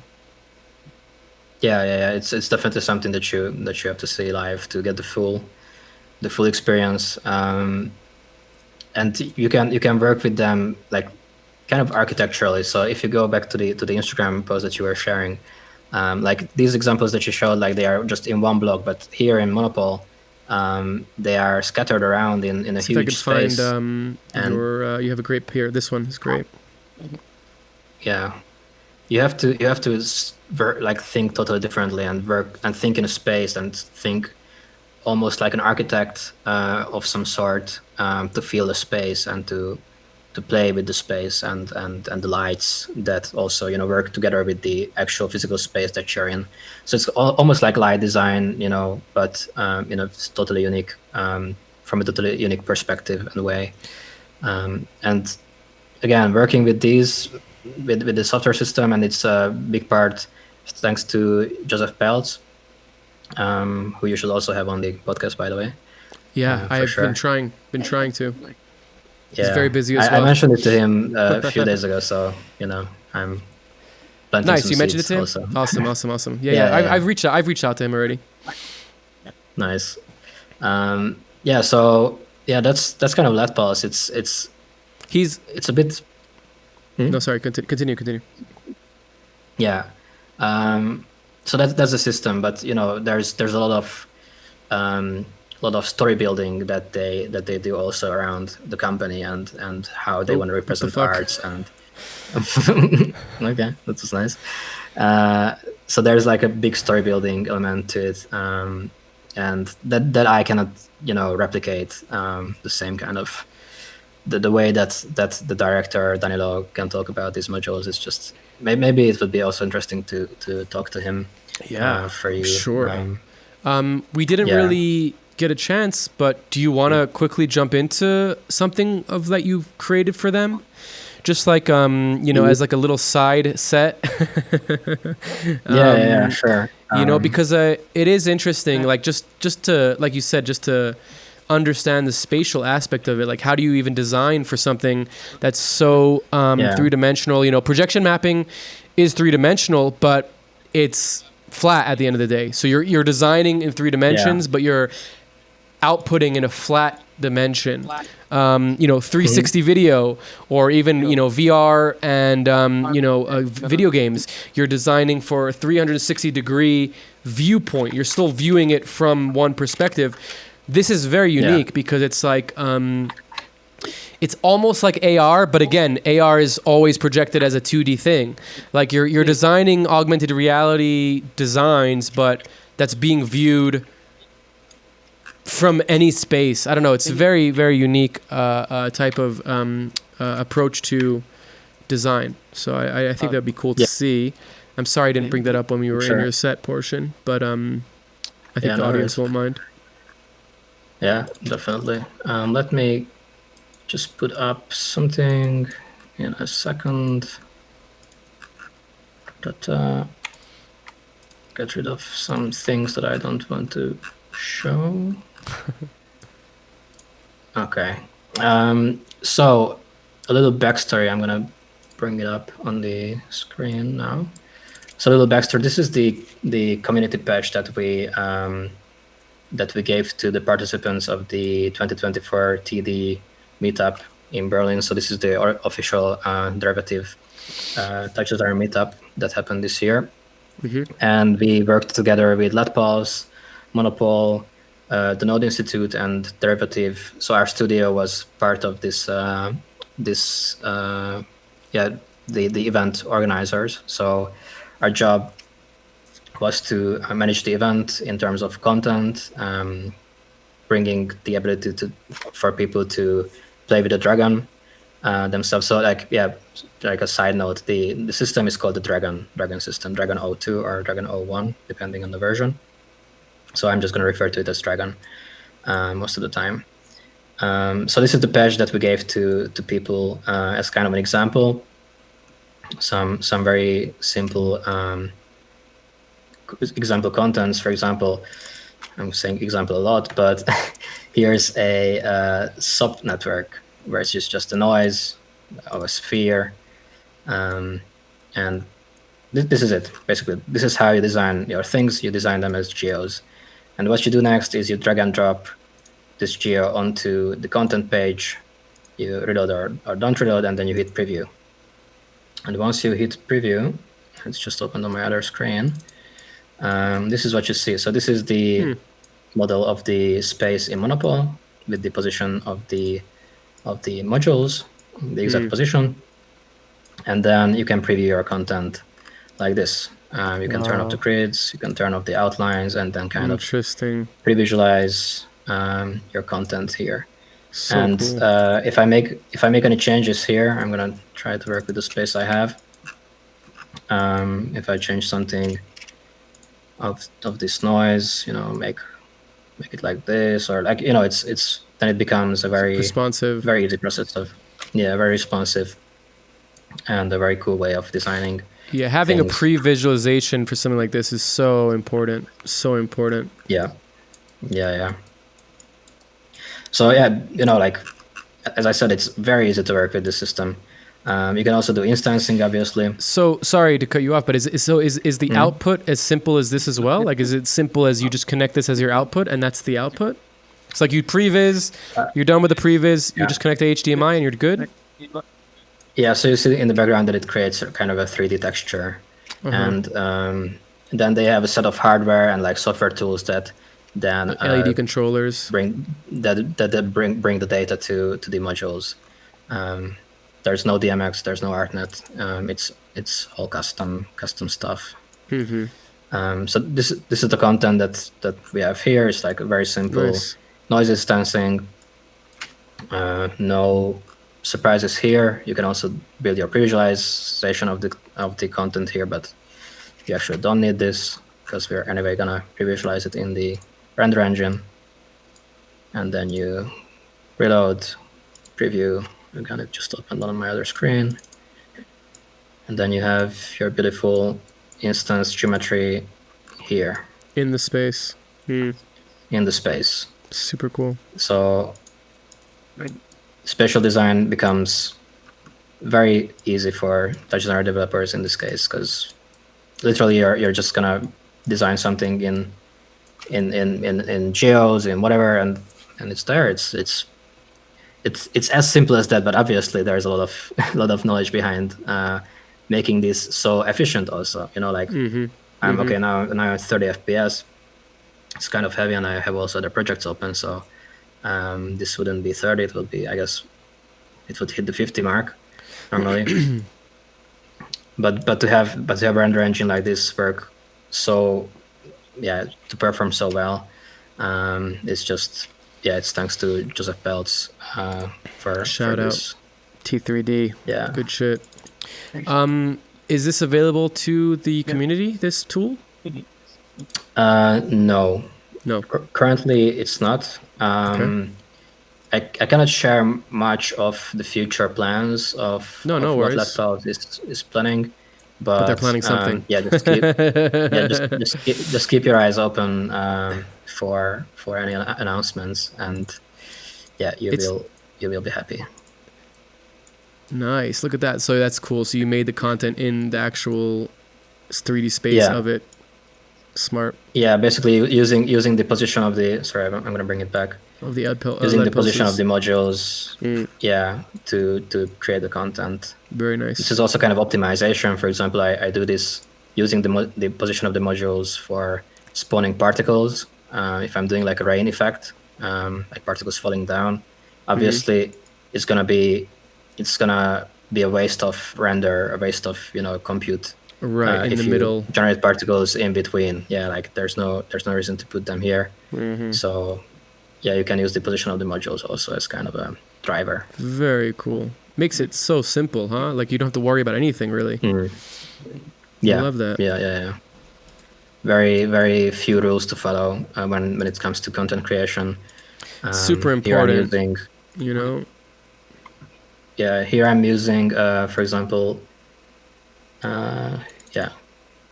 the preview is not perfect, I think, in this version, so you cannot really see it, but if I turn it off, you can see that I'm mapping a texture onto the torus. So as it moves, you're getting, nice. Yeah, and you can animate also the texture, so that's kind of an easy way of getting more complex data onto a volumetric display, or like volumetric shape. Super cool. It's amazing to work with. It's just so unique, and I'm super happy to have this relationship with LEDPulse. We've been working together for a year now, exactly a year actually. So we met in Monopol, which is an arts center in Berlin. We happened to be there with my friends, helping out for an event.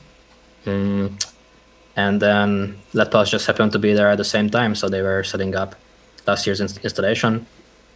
And lucky for me, they were looking for an expert in sensors, in LiDARs especially. So we got talking, and turns out I use LiDARs a lot, and I have a lot of tools for LiDARs. So we started working together on an installation, and also just working in the space of Monopol, where they set up their laboratory last year, and also worked together at Bright Festival, which is in Leipzig, close to Berlin. And we had some other commissions that we did, that they commissioned me to do. And now they are back in Monopol, in the space where we also, with my studio that we just founded recently, have our studio space, together with some other people. So they are right next door. Tell us about Diriel, your studio, right? Did I pronounce it right? Diriel? Diriel. Realization, yeah. Diriel. Basically, we are a group of friends that met at the TouchDesigner meetups at the Node Institute roundtables. I think like 1.5 years ago, around, yeah.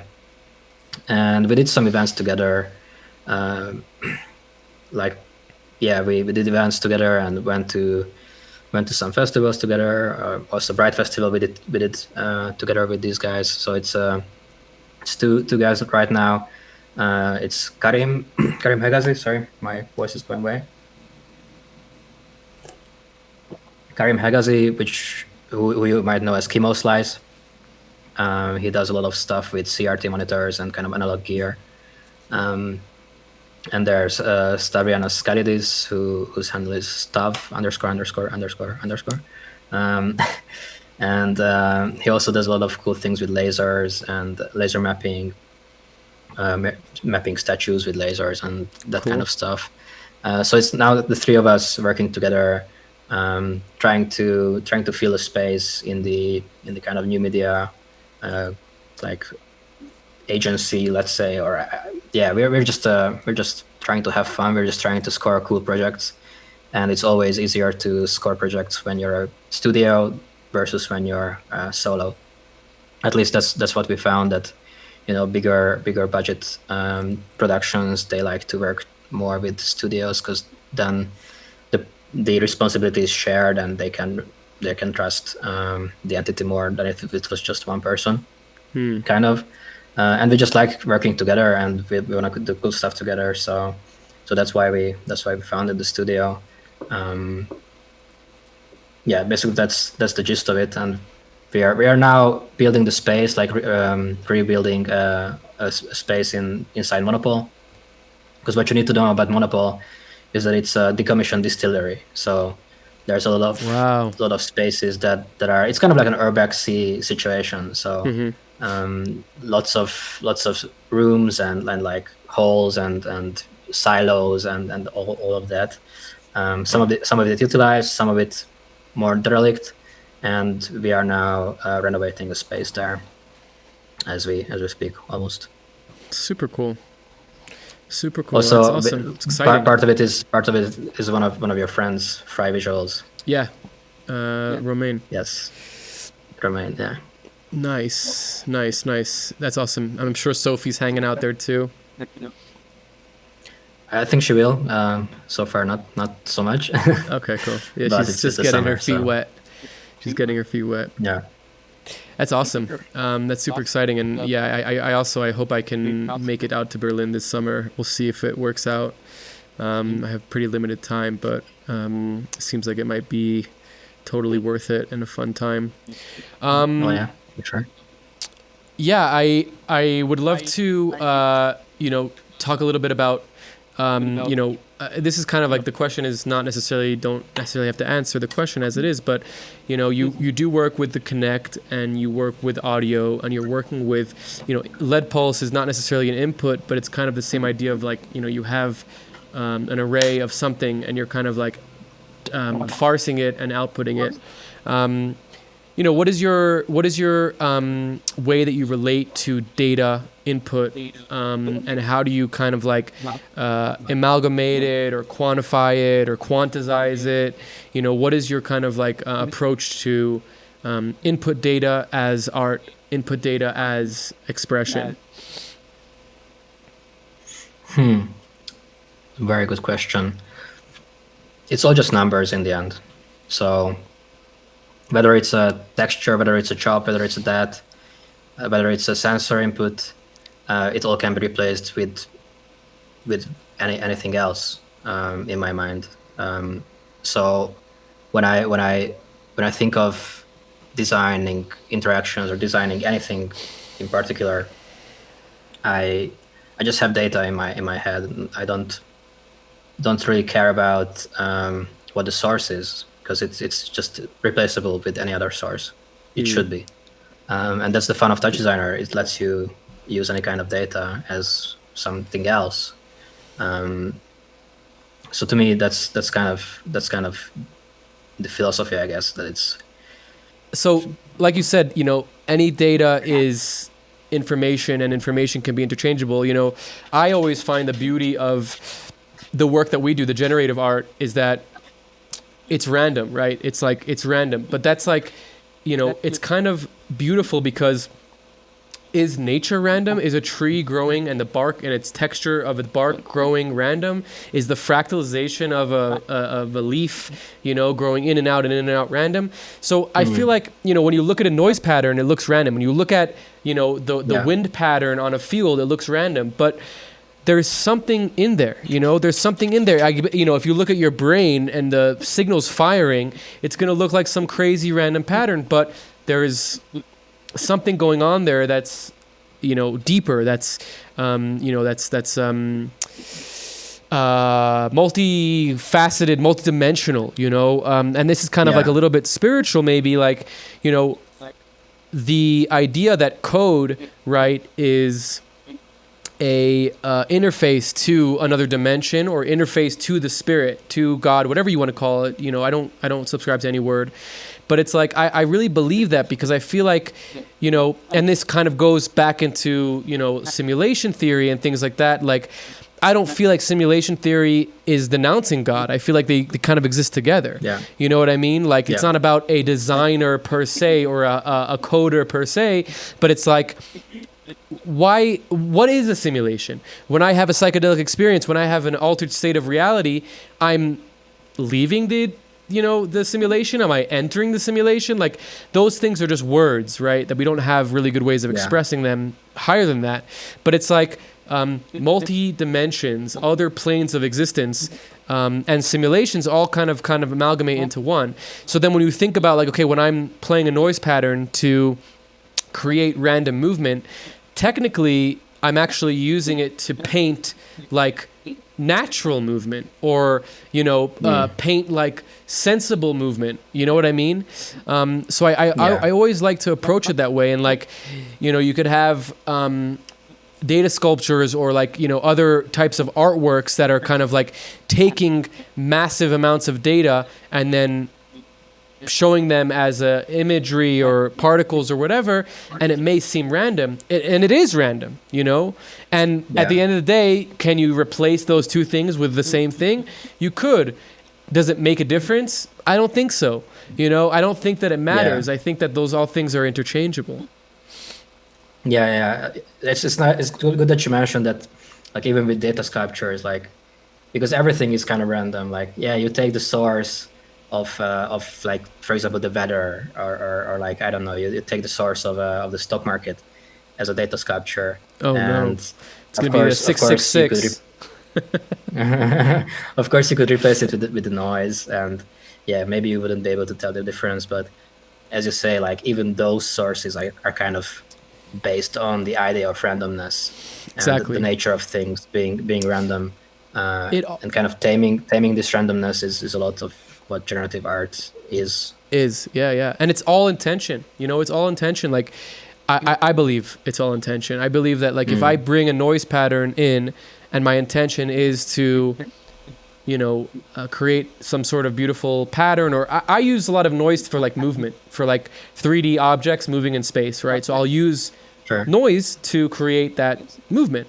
So, but my intention is to bring life to this object, to create, like, you know, a more breathing, living entity. So I feel like the same thing with data sculptures is, like, it doesn't really matter if the source material is random or the source material is data. If the intention is to personify something, that's going to be what the final result is, I feel. You know, and obviously I think there's a lot of gray areas there and gray lines, and it's also like, what are you advertising it as per se?